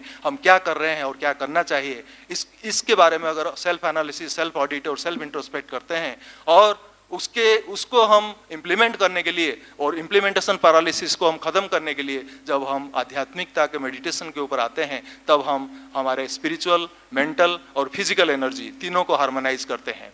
और हमारे मेंटल एनर्जी के साथ साथ जब स्पिरिचुअल एनर्जी, जब हमारे मेडिटेशन के माध्यम से सेल्फ को सुप्रीम के साथ हम जोड़ने के मेडिटेशन के माध्यम से जब स्पिरिचुअल एनर्जी और 7 क्वालिटीज़ को हम कंटेम्पलेट करके जो हम पॉजिटिव एनर्जी जो इकट्ठा करते हैं, उसके आधार पर जो हमारा मेंटल एनर्जी, हमारा पॉजिटिव होता है और उसके आधार पर हमारा फिजिकल एनर्जी भी सही होता है, जिसको हम कहते हैं proper diet, proper sleep, proper exercise, proper lifestyle, जिसको हम कहते हैं इंडियन लाइफस्टाइल, सात्विक लाइफस्टाइल, वेजिटेरियन लाइफस्टाइल। इसके आधार पर हम हमारे SQ को, जिसको हम स्पिरिचुअल कोसेंट कहते हैं, उसको जब हम बढ़ाते हैं तो IQ और EQ, जिसको इमोशनल कोसेंट और इंटेलिजेंट कोसेंट कहते हैं, वो हमारे कम होते हुए भी अगर हमारे स्पिरिचुअल कोसेंट ज़्यादा है तो हम इस दुनिया में सस्टेन भी कर सकते हैं, इस दुनिया में सर्वाइव भी कर सकते हैं और अच्छी तरह से सस्टेन कर सकते हैं। तो उसके लिए हमें इसकी सहारा नहीं लेना पड़ेगा, वेस्टर्न सिविलाइजेशन की सहारा नहीं लेना पड़ेगा, क्राइम, सेक्स, वायलेंस को बढ़ावा देने की, सेंसेशनलिज्म को, एलोजनलिज्म को बढ़ावा देने की कोई ज़रूरत नहीं। अपनी बलबूते पर, अपनी क्रेडिबिलिटी के आधार पर, अपनी ट्रुथ के आधार पर, अपनी अनुभव के आधार पर हम समाज को जो देंगे वो क्रेडिबल होगा, वो सेलेबल होगा और फाइनेंशियल वायबिलिटी भी रहेगा। हम एम्पावरमेंट की बात करते हैं, पॉलिटिकल एम्पावरमेंट की बात करते हैं, इकोनॉमिक एम्पावरमेंट की, कल्चरल सोशल एम्पावरमेंट की बात करते हैं, लेकिन सबकी जड़ में है स्पिरिचुअल एम्पावरमेंट। स्पिरिचुअल एम्पावरमेंट, जिसको विवेकानंद जी ने कहा था, this is the foundation of all kinds of empowerment. Stand on the solid ground of spirituality and extend your hands to accumulate as much materialism as you can. Nobody stops you, but have the base on spirituality, जिसको हम कहते हैं remaining in the eye of the storm. eye of the storm यही है कि हम जो core quality है वो eye है, उस peaceful है, pure है, powerful है, उसी में अगर आप स्थित रहते हैं, उसी में अगर अनुभव में रहते हैं, तो उसका जो पेरिफेरी है दैट इज स्टॉर्मी, उसमें बतास, झाड़ वगैरह जो है, तूफान वगैरह आता है। लेकिन अगर हम सेंटर में रहते हैं, जिसको मोहन भाई ने कहा था, अगर खूंट पकड़ के रहते हैं तो पाटन में हम पीस नहीं सकते। खूंट है हमारे सेंटर, खूंट है हमारे वो कोर, वो point, that self and supreme, the two imperishable eternal point source of metaphysical energy cosmos में वही है, बाकी सब पेरिफेरियल है, बाकी सब ट्रांजिटरी है। तो इस पॉइंट को अगर हम रियलाइज करें, समझ लें और इसकी अनुभूति में टिक जाएं, तो nothing in this world, no power in the world can disturb us, can destabilise us, can create disharmony, disturbance, disease in ourselves and in society. And as media being the most powerful instrument nowadays in society, whether print or electronic, it can create a good vibration in society, it can create a positive atmosphere in society, and in their discharge of their journalistic duties also, even if in spite of the pressures of the owners, in spite of the pressures of the outside forces, it can do its duty constructively, positively. उसके हाथ में जो है उसको वो कम से कम अगर creatively, constructively प्रस्तुत करे, वही उसका सोसाइटी का देन होगा। क्या न्यूज़ लेना है, क्या न्यूज़ नहीं लेना है, उसके हाथ में नहीं है, that is beyond his control. But जो उसको देना है, उस नेगेटिव न्यूज़ को भी पॉजिटिव के रूप में उसको प्रस्तुतकरण करने का जो शैली है, जो कला है, जो आर्ट है, that art he has through spiritual wisdom and Raj yoga meditation. अगर उस आर्ट को अपना लें, तो उस आर्ट के आधार पर अगर नेगेटिव न्यूज़ को अगर पॉजिटिव के हिसाब से, सोसाइटी के हित को देख के, लोगों के हित को देख के, unity and integrity of country को देख के अगर उस हिसाब से वो बनाता है, that will be his greatest contribution to society. यही है role of spirituality, role and relevance of spirituality in media persons life, जिसको हम कहते हैं कि Raj yoga meditation is the science and art. यही हमारे स्पिरिचुअलिटी का निचोड़ है कि राज योगा मेडिटेशन जो सबसे प्राचीन कला है और विज्ञान है, the art and science of connecting the self with the supreme soul for harmonising spiritual, mental and physical energy for enjoying an ever healthy, ever wealthy and ever happy life. ओम शांति। बहुत बहुत धन्यवाद भ्राता शशांक जी, आपने बहुत सरल शब्दों में बैलेंस प्रोफेशन में कैसे रखें और आध्यात्मिकता को कैसे लाएं वो बताया। अभी समय की सीमा को देखते हुए हम आगे बढ़ेंगे, क्योंकि सेशन को भी समय पर पूरा करना है, और साथ ही क्योंकि इंटरैक्टिव भी कहा है कुछ बनाने के लिए, लास्ट में हम समय के अनुसार ही हमारे ऑडियंस में से विचारों को सुनने के लिए अवश्य आमंत्रित करेंगे। तो अब मैं आगे आमंत्रित करती हूँ हमारे बीच उपस्थित भ्राता उर्विश दवे जी। आप डेप्टी डायरेक्टर दूरदर्शन अहमदाबाद से हैं। बहुत सी योग्यताएं और बहुत से अनुभव आप में हैं। आपने 1973 से 1978 तक इंडियन एक्सप्रेस में आप रिपोर्टर के रूप में रहे। 1978 से 1993 तक प्रोडक्शन में रहे दूरदर्शन में, और 1993 से 2004 तक आप असिस्टेंट डायरेक्टर दूरदर्शन में सेवाएं दी, और उसके बाद अभी आप डेप्टी डायरेक्टर हैं। आपने कई डेवलपमेंट और पब्लिक सर्विसेज से रिलेटेड प्रोडक्शन प्रोग्राम्स भी बनाए हैं। आप कई देशों का भ्रमण कर चुके हैं, हॉलैंड, रशिया, और विशेष रूप से आपने यूएनओ वर्ल्ड मीडिया मीट भी वहाँ पर अटेंड की। अभी मैं आपको आमंत्रित करती हूँ। मेरे आत्मबंधुओं और बहनों को मेरा ओम शांति, मेरा नमस्कार। पिछले 2 दिन से जो कल इनॉग्रेल सेशन में और अभी मोहन जी और सुशांत जी ने जो बातें की है, उससे मेरा काम काफ़ी सरल हो गया है। इसलिए समय की सीमा देखते हुए मैं इन चीज़ों को दोहराना नहीं चाहता। 2-4 बातें मैं कहना चाहता हूँ और 1-2 अपने अनुभव भी कहना चाहता हूँ, आपके साथ बांटना चाहता हूँ। आज हमें ये क्यों फील हो रहा है कि मीडिया कर्मी को एक सशक्तिकरण की ज़रूरत है। ये चिंता मीडिया सर्कल्स में भी है कि जैसे कल वैदिक जी ने बताया कि मीडिया एज ए होल तो बहुत ही सशक्त हो गया है, क्योंकि उनको लीगल सैंक्शंस मिले, उनको पैसे भी मिलते हैं। पैसे इन द सेंस के उद्योग गृहों से उनका फाइनेंस आता है, उनकी इकोनॉमिक सिचुएशन भी अच्छी है, और संसद में भी उनको कई लीगल प्रोटेक्शन दिए गए हैं। लेकिन मीडिया कर्मी जो है, उनकी हालत में अभी इतना सुधार नहीं हुआ है। काफ़ी विसंगतताएं हैं इसमें। जो अच्छे डेली न्यूज़पेपर्स हैं नेशनल लेवल के, राष्ट्रीय कक्षा के, उनके जो पत्रकार हैं, उनकी तो इकोनॉमिक सिचुएशन भी बड़ी अच्छी है, उनमें इंडिपेंडेंस वर्क का कल्चर भी है वहाँ पे। लेकिन कई ऐसे छोटे छोटे पत्र पत्रिकाएँ भी जो है जहाँ पे पत्रकारों को इस तरह से एक स्वातंत्र या इस प्रकार के वेतनमान वगैरह नहीं मिलते। तो ये सब विसंगतताओं के कारण कई एक बड़ी संख्या में जो मीडिया कर्मी हैं वो अपने आप को असुरक्षित पाते हैं। और वैसे देखा जाए तो मेरे विचार से जो पत्रकार है, मीडिया कर्मी है, एक प्रकार से एक अवास्तविक जीवन भी थोड़ा सा जी लेते हैं। मैं एक रिपोर्टर रह चुका हूँ, तो कई बार हम रिपोर्टिंग में जाते थे, यहाँ जो सामने वक्ता खड़े हैं वो अपने आप के बारे में कई चीज़ें बता रहे हैं कि मैं देश को इस तरह से स्ट्रॉन्ग करूँगा, उस तरह से स्ट्रॉन्ग करूँगा। हमारे रिपोर्टर्स के बेंच पे जो बैठे हुए हैं वो पीछे से कह रहे हैं कि भाई तूने देश को किस तरह से लूटा है वो मैं जानता हूँ। लेकिन दूसरे दिन तो अखबार में तो वही आएगा कि इन्होंने किस तरह से देश को बड़ा ऊपर ले जाने का ऐलान किया या प्लानिंग बताया।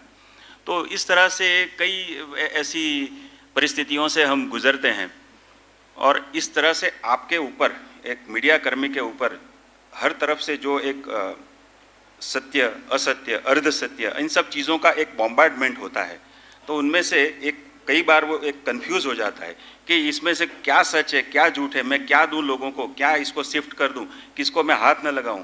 तो ये सब चीज़ें करने में उसको काफ़ी मशक्क़त करनी पड़ती है, और इसके कारण कई बार उसके जीवन में थोड़ी सी कटुता भी आ जाती है। वो हर चीज़ को इस तरह से देखने लगता है कि हाँ भाई ये सब बातें ठीक है, लेकिन वो तो जो एक्चुअल जो ग्राउंड रियलिटीज़ है वो कुछ और ही है।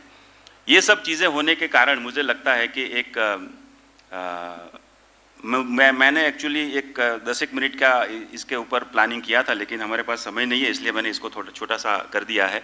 लेकिन इन्हीं कारणों से हमारे मीडिया कर्मियों के लिए एक सशक्तिकरण की, एक मानसिक, एक स्पिरिचुअल सशक्तिकरण की ज़रूरत है। वैसा नहीं है जैसे कल सुश्री इंदिरा जी ने एक बड़ी अच्छी बात कही थी कि भाई भारत में जो आम लोग हैं वो तो बड़े एक मूलतः स्पिरिचुअली है। हम सब means almost 90% of us we believe that एक ऊपर कोई शक्ति है जो पूरे विश्व को चलाती है, और हम सब उसके एक कहीं ना कहीं एक पार्ट है।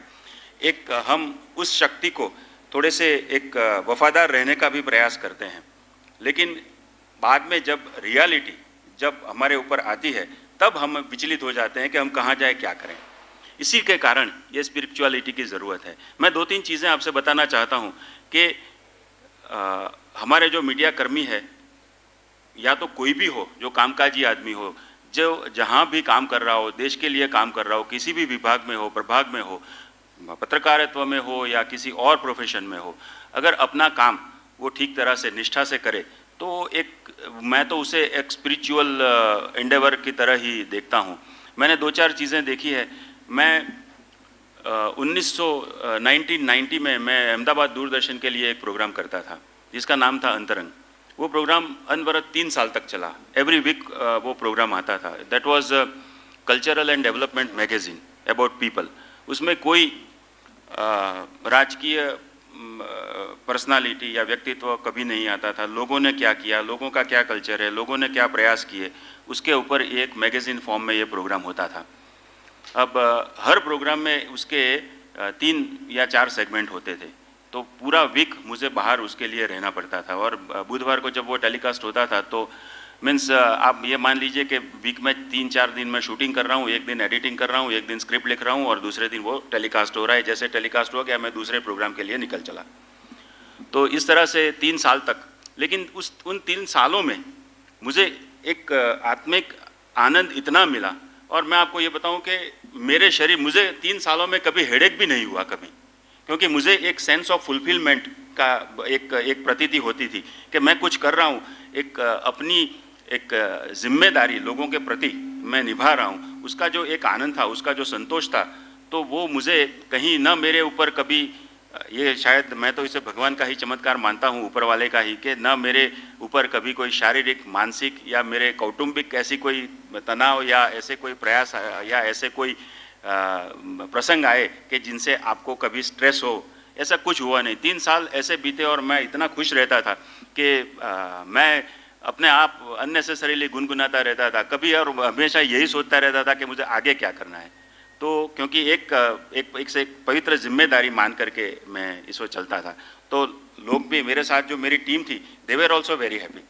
हमारे एक मित्र थे, साउथ में काम करते थे, बड़े अच्छे प्रोड्यूसर थे, लेकिन एक दिन सब छोड़ छाड़ करके वो कहीं गायब हो गए। फिर बाद में पता चला कि उन्होंने एक NGO बनाया हुआ है और आदिवासियों के बीच काम कर रहे हैं। और हर साल वो करते थे कि 8 महीने वो आदिवासियों के बीच में काम करेंगे, 3 महीने वो बाहर आएंगे और उन्होंने जो देखा है उसकी एक फिल्म बना करके वो फिल्म प्रदर्शित करेंगे। 3 साल के बाद मैं ऐसे ही एक सेमिनार में उनको मिला। मैं उनको पहचान ही नहीं पाया। उन्होंने मुझे बुलाया कि उर्विश कैसे हो? मैंने कहा मैं पहचान नहीं पाया आपको। बोला मैं सतीश हूँ। तब मुझे याद आया, तो उनका तो चेहरा ही बदल गया था। ये एक सुख और संतोष की जो एक आभा थी उनके ऊपर। तो कहता है, मैंने कहा आप कहाँ है, क्या कर रहे हैं? तो कहता है नहीं, मैं स्पिरिचुअल काम कर रहा हूँ, मैं अपने आप को डेवलप कर रहा हूँ। और उन्होंने फिर ये बताया कि ये काम मैं कर रहा हूँ। तो बोले मुझे इतना अच्छा लगता है, मैंने दूरदर्शन छोड़ दिया, सरकारी नौकरी छोड़ दी और मैं यही काम करता हूँ। काम अगर 8 महीने वहाँ रहने के बाद काम मिले ठीक है, ना मिले कोई बात नहीं, लेकिन आई एम वेरी हैप्पी। अभी 2002 में मैं दिल्ली में पोस्टेड था। जो बाहर से लोग आए हैं उन्होंने शायद दूरदर्शन के ऊपर एक कार्यक्रम देखा हुआ, उसका नाम है कल्याणी, जो दूरदर्शन जयपुर में है, पटना में है, भुवनेश्वर में है, कुल 8 सेंटर्स में है जहाँ पे हिंदी बेल्ट है। तो वो मिनिस्ट्री ऑफ हेल्थ के लिए दूरदर्शन ने ये कार्यक्रम किया था, तो मैं उसका कंटेंट और प्रेजेंटेशन का इंचार्ज था। हमने वो प्रोग्राम कुछ जो 8 गंभीर बीमारियां हैं उनके बारे में अवेयरनेस के लिए वो प्रोग्राम तैयार किया था मिनिस्ट्री के लिए। तो 8 सेंटर्स से हमने प्रोडक्शन टीम्स चूज़ की और उन लोगों को एक दिन बैठ करके हमने उनको थोड़ा सा समझाया कि हमें किस तरह से काम करना है। और ये एक मिशनरी काम है, ये नौकरी तो है ही है, लेकिन ये मिशनरी काम है और आपको इस तरह से काम करना है। जैसे आपको सरकार की जो सुविधाएं और लोगों की जो नीड्स है, रिक्वायरमेंट्स है, उसके बीच में एक कड़ी, एक सेतु के रूप में काम करना है और लोगों की बात सरकार तक पहुंचानी है हेल्थ संबंधी, और सरकार के पास जो योजनाएं हैं वो लोगों तक पहुंचानी है। ये सब तैयार हुए और 4 दिन हमारा ओरिएंटेशन वर्कशॉप चला। उसके बाद 31 मई 2002 उस दिन ये प्रोग्राम रिलीज़ हुआ, लॉन्च हुआ, जो आज तक चल रहा है 5, 6, 7 साल से, और उसी तरह से चल रहा है। मैं आपको बताऊं, जो पहली हमारी जो 8 टीम थी, उन लोगों ने 2 साल तक एक दिन की छुट्टी नहीं ली, क्योंकि वो भी कार्यक्रम उसी तरह से था कि उसमें 4 सेगमेंट थे, तो चारों मीन्स पूरा वीक उनको काम करना पड़ता था। हर थर्सडे को वो 6:30 बजे आज भी आता है। अगर कहीं कोई किसी को अगर समय और सुविधा मिले तो ये कार्यक्रम ज़रूर देखें। बड़ा अच्छा कार्यक्रम है, बिल्कुल माहितीप्रद कार्यक्रम है। तो जब उसके बाद 2 साल के बाद हमने एक वर्कशॉप की कि भाई आप लोगों के अनुभव क्या है, ये सभी का जैसे मेरा अंतरंग करने का जो ये था अनुभव, सबके अनुभव यही थे कि हमें इतना मज़ा आ रहा है और हम जब लोगों के बीच में जाते हैं तो हमें इतना सेंस ऑफ फुलफिलमेंट लगता है। कई बार कहते हैं कि हम 1-1 महीने तक हम सैलरी लेने नहीं जाते क्योंकि टाइम नहीं रहता हमारे पास, इतना सारा काम रहता है। फिर भी हम ये नहीं कहते कि नहीं नहीं चलो सैलरी नहीं मिली तो काम कैसे चलेगा, वो सब काम चल जाता है अपने आप। तो इस तरह से जो मैं तो यही समझता हूँ कि हमारे लिए तो यही एक स्पिरिचुअलिटी है। लेकिन ये जो स्पिरिचुअलिटी है वो एक्चुअली मैं जैसे समझता हूँ कि एक खुद को पहचानने का एक रास्ता है, एक यात्रा है। जब अगर हम अपने आप को पहचान जाएंगे तब ये स्पिरिचुअलिटी का जो कंसेप्ट है वो हमारे लिए परिपूर्ण होगा। और हमारे देश में कई बार इस तरह की स्पिरिचुअलिटी हर जगह देखने को मिलती है, लेकिन सवाल यह है कि उसके फ्लैशेस आते हैं। सवाल यह है कि वो एक निरंतर प्रवाह की तरह से चलनी चाहिए। और मेरा ये विश्वास है कि ये योग से और इस संस्था ने जो ये प्रयास किए हैं उस प्रयास के चलते ये जो अविरत अनर्गल प्रवाह है वो चलता रहेगा। मैं आप सबका आभारी हूँ। बहुत धन्यवाद भ्राता उर्विश जी, आपने अपने व्यक्तिगत अनुभव से बहुत अच्छा आध्यात्मिकता का अर्थ बताया कि मीडिया पर्सन्स में कैसे व्यवहार में हम आध्यात्मिकता ला सकते हैं। तो आप में भी कुछ लोगों के ऐसे अनुभव होंगे क्योंकि समय कम है और जैसा कि हमारे चेयरपर्सन का भी आदेश है कि अगर आप में से 1-2 लोग 2 मिनट में अपने व्यक्तिगत जीवन के आध्यात्मिक अनुभव जिसमें कि विशेष आपको प्रेरणा मिली हो, हम आपको आमंत्रित करना चाहते हैं कि आप भी जरूर अपने इस अनुभव को शेयर करेंगे। आप में से हाँ प्लीज़ आ जाएंगे, लेकिन समय सीमा ध्यान रखेंगे, हमको 2 मिनट में ही। वहीं माइक भी दे सकते हैं, वहीं से माइक देंगे आपको। नहीं, माइक तो मिल जाएगा आपको, वहीं से सबसे। नेक्स्ट जो सुनाना चाहते हैं वो पहले से इधर आ जाएं, सोफा पर बैठ जाएं आकर। मैं doctor Meena Pandya, information department में हिंदी अधिकारी थी। वीआरएस लिया हुआ है। अभी 3 मैगजीन मेरे खुद के हैं और इंडियन फेडरेशन वर्किंग जर्नलिस्ट की मैं नेशनल काउंसिलर हूँ और पीआईबी में मैं नेशनल रिपोर्टर हूँ। मेरे खुद के अनुभव हैं कि जब मैं हिंदी प्रभाग अधिकारी थी, गुजरात सरकार ने मुझे महिला सशक्तिकरण का प्रोजेक्ट दिया। पहले तो मैंने ये सोचा ही नहीं था कि इतना बड़ा ये काम होगा। जब दिल्ली से सब मैंने साहित्य मंगवाया तब पता चला कि सिर्फ एक कैलेंडर दिया गया है, मगर इसके भीतर मुझे हर रोज कुछ ना कुछ करना है। पूरे गुजरात स्टेट में मुझे परिपत्र निकालने से लेकर दिल्ली दूरदर्शन और गुजरात दूरदर्शन में भी वो प्रोग्राम भेजने हैं, कैसेट भेजनी है। मैं डेप्यूटेशन पर आई थी, राजकोट की कॉलेज में मैं लेक्चरर थी। तो इंफॉर्मेशन में मुझे काम लेना और काम किस प्रकार से करना वो मैंने इस महिला सशक्तिकरण प्रोजेक्ट से सीखा। जब महिलाओं का काम मैंने जब किया तो ये इसके अंतर्गत दिसंबर महीने में 3 किताबें पब्लिश करनी थी। गवर्नमेंट के पास इस हिसाब के कुछ पैसे नहीं थे। मैंने खुद के निजी पैसे से 3 किताबें पब्लिश की, जो आज तक पूरे इंडिया में किसी ने किताबें इस प्रकार की पब्लिश नहीं की होगी। मगर उसके बाद ये प्रोजेक्ट संभालने के बाद आज तक मैं लगातार महिलाओं के लिए काम कर रही हूँ और हर महीने एक शिविर अपने ट्रस्ट के जरिए चला रही हूँ।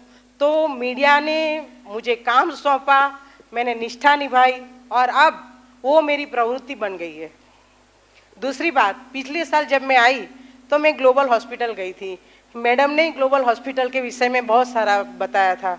अचानक जैसे ही मैं सीढ़ियाँ चढ़ने लगी, एक विकलांग मगर होनहार युवक दुबई से आए थे। मैंने उनको पूछा कि आपको क्या हुआ है, क्यों लकड़ी लेके चल रहे हो। उन्होंने बताया कि आपको क्या तकलीफ है। मैंने कहा मेरा घुटने में दर्द है। तो आप कहीं मत जाइएगा, इधर आइए, ऊपर मैग्नेट थेरेपी का एक केंद्र है, सेंटर है, वहाँ जाइएगा। मैंने कहा मैग्नेट थेरेपी क्या है, मैंने तो कभी सुना नहीं।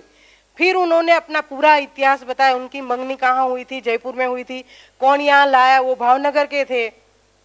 किस प्रकार से उनमें सुधार हुआ, बदलाव हुआ, मैं गई। और आज आप सबकी दुआ, शिव बाबा की दुआ से मैं साल भर में 3 बार आ सकती हूँ यहाँ, और 6 अखबार का काम निभा रही हूँ। और फिर से कह रही हूँ कि आप जब भी ग्लोबल हॉस्पिटल जाइए तो पूरे विभाग का ब्यौरा कीजिए और उनका लाभ लीजिए। अस्तु। मंच पर विराजमान विशिष्ट महानुभावों, परम आदरणीय भाइयों एवं बहनों, मेरा नाम रमेश जैन है। मैं नवभारत टाइम्स नई दिल्ली में सीनियर ऑफिसर के रूप में कार्य करता हूं। यह मेरा सौभाग्य है और संयोग है कि मैं केवल आध्यात्मिक और धार्मिक गतिविधियां ही देखता हूं। यह परमपिता परमेश्वर या समस्त धार्मिक बंधुओं का और साधु संतों का आशीर्वाद ही इसे मैं समझता हूं। यहाँ आकर पहली बार मैं आया हूँ, मुझे बहुत ही अच्छा लगा, शब्दों में वर्णन नहीं कर सकता हूँ। जैसा कि कल भी कहा गया था कि यह भाषण का या किसी और बात का अवसर नहीं है, यहाँ तो केवल अपने अनुभव बताने हैं। यहाँ आकर जो मुझे अलौकिक और अद्भुत तथा व्यक्तिगत जो अनुभूति हुई है उसका मैं शब्दों में वर्णन नहीं कर सकता। यह तो केवल अनुभव की बात है। यह कार्यक्रम मेरे जीवन में एक माइलस्टोन और टॉर्च बियरर के रूप में कार्य करेगा जिंदगी भर, ऐसा मुझे विश्वास है। साथ ही एक छोटा सा सुझाव भी मन में आया है कि यह कार्यक्रम तो केवल मीडिया पर्सन्स के लिए है। हम सब लोग अधिकतर जो यहाँ पर आए हैं वह media persons means journalist, electronic media और प्रिंट मीडिया, इंटरनेट वगैरह से आए हैं। तो मेरा छोटा सा सुझाव है कि भविष्य में एक कार्यक्रम मीडिया ओनर्स का भी रखा जाए, जिनके बलबूते पर या जिनके नीति निर्देशन में हम लोग कार्य करते हैं। तीसरी बात यह है कि मैं भ्राता सुशांत जी की प्रेरणा से यहाँ आया हूँ। मैं उनका आभार व्यक्त करता हूँ और उनको धन्यवाद देता हूँ। ओम शांति। बहुत बहुत धन्यवाद। आपके अनुभवों ने वास्तव में कई बातें हमारे बीच में रखी। अब मैं आगे आमंत्रित करने जा रही हूँ हमारे बीच उपस्थित हमारे आज की चेयरपर्सन राजयोगिनी आदरणीय शीलू बहन जी, क्योंकि काफ़ी कुछ आप इस विषय में सुन ही रहे हैं, लेकिन जैसे हमने बात की, अनुभव की, तो मैं तो यही कहूँगी कि शीलू बहन का परिचय भी देना एक गागर में सागर को समाने के रूप में है, क्योंकि आपने सुना भी होगा सुबह के सेशन में शीलू बहन को। आपका जीवन ही आध्यात्मिकता है। आपका जीवन जो है न केवल अनुभव है, लेकिन आध्यात्मिकता का जन जन में लाखों मनुष्यों को आपने राजयोग शिविर करवाकर आध्यात्मिकता का संदेश दिया है। आप एजुकेशन विंग जो है, हमारे कई विंग्स हैं, लेकिन उसमें एजुकेशन विंग की आप कोऑर्डिनेटर हैं। आप जो भी हमारी राजयोगा शिविर चलते हैं उनकी भी आप इंचार्ज हैं। इसी प्रकार आपकी जो जीवन में शुरुआत हुई, आप आध्यात्मिकता में और इस संस्था से जुड़ी, आप साइंस ग्रेजुएट हैं और 1969 से आपने प्रजापिता ब्रह्मा कुमारी ईश्वरीय विश्वविद्यालय में अपना जीवन समर्पित किया और आप 1976 से आप हमारे हेडक्वार्टर माउंट आबू में आप आ गए और वहाँ से ही आपके जीवन की वो यात्रा शुरू हुई जिसमें आपने जन जन को आध्यात्मिकता का संदेश देना शुरू किया, क्योंकि कई रूपों में आपने मैसेज पहुंचाया, जिसमें विशेष रूप से ब्रह्मा कुमारी के जब टीवी में कार्यक्रमों का आयोजन हुआ तो आपने ही सर्वप्रथम टीवी पर मैसेज दिया। बहुत सारे भाई बहनें शीलू बहन को जानते हैं, क्योंकि जैसे उनका चेहरा देखते हैं तो वो कहते हैं कि आपको हमने टीवी में देखा है। तो आपने जी टीवी, सोनी टीवी, आस्था, संस्कार टीवी, कई जागरण चैनल, कई कार्यक्रमों को आप प्रस्तुत करती रही हैं। कई देश विदेशों का आपने भ्रमण भी किया है, जिसमें विशेष रूप से आप सभी जानते हैं कि 130 से भी अधिक विश्व भर में ब्रह्मा कुमारी की शाखाएं हैं। उसमें आपने 60 से भी अधिक देशों में आध्यात्मिकता और ईश्वरीय ज्ञान का मैसेज देने के लिए भ्रमण किया। अब मैं आपको आमंत्रित करती हूँ, आज के विषय पर अपने अनुभवपूर्ण विचार रखेंगे आदरणीय शीलू बहन। शांति के सागर, प्रेम के सागर, सर्वशक्तिमान परमात्मा की अति प्रिय संतानों, मंच पर आसीन आज के मुख्य मेहमान भ्राता उर्विश दवे जी, भ्राता मोहन जी, भ्राता सुशांत जी और इस कार्यक्रम को कोऑर्डिनेट करने वाली हमारी प्रिय बहन बिनी जी और आप सभी मीडिया जगत से पधारे हुए सर्व भाई बहनें। हमारे पूर्व वक्ताओं ने बहुत कुछ बातें कही, मैं इतना ही कहूँगी कि पहले हम ये महसूस करें कि आध्यात्मिकता हमारे जीवन में अति आवश्यक है। भौतिकता ही सब कुछ नहीं है, परंतु ये भी नहीं है कि आध्यात्मिकता का अर्थ कि हम सब कुछ छोड़ दें। लेकिन यह ईश्वरीय विश्वविद्यालय एक बहुत सुंदर समन्वय सिखाता है, एक ऐसा सुंदर बैलेंस सिखाता है कि छोड़ो भी कुछ नहीं पर फंसो भी कहीं नहीं। ये है आध्यात्मिकता। जैसे नाव अगर पानी पर है तो एक दिन तर जाएगी, किनारे पहुंच जाएगी, लेकिन उसके लिए ये ध्यान रखना आवश्यक है कि पानी नाव में ना आ जाए। अगर पानी नाव में आ गया तो नाव डूब जाएगी। इसी प्रकार जीवन रूपी नैया है, ये संसार एक भवसागर है। इस भवसागर से हमें पार जाना है तो ये संसार सागर का जल हमारे में न आए, हम अवश्य संसार में रहें। हम इस संसार में क्यों आए, हम ये लक्ष्य कभी न भूलें। कई बार हम लोगों से पूछते हैं आपके जीवन का लक्ष्य क्या है। कई प्रकार के उत्तर मिलते हैं। किसी व्यक्ति ने तो यहाँ तक उत्तर दे दिया कि खाओ पियो मौज करो, यही तो जीवन का लक्ष्य है। कल किसने देखा, एक ही तो ये जीवन है, इसलिए खाओ पियो और मौज करो। परंतु ये कितना गलत उद्देश्य है। भारतीय संस्कृति हमें सिखाती है कि ये जीवन तो एक पड़ाव की तरह है, यात्रा तो बहुत लंबी है, लेकिन इस पड़ाव पर रहकर हमें क्या करना है वो हमें अवश्य पता हो। केवल खाओ पियो मौज करो ही जीवन का लक्ष्य नहीं है। ये उनके लिए लक्ष्य है जो अपने आप को केवल इंद्रियों से ही आइडेंटिफाई करते हैं और इंद्रियां ही सब कुछ है, उनको ही सैटिस्फाई करना है हमें, इसीलिए खाओ पियो मौज करो।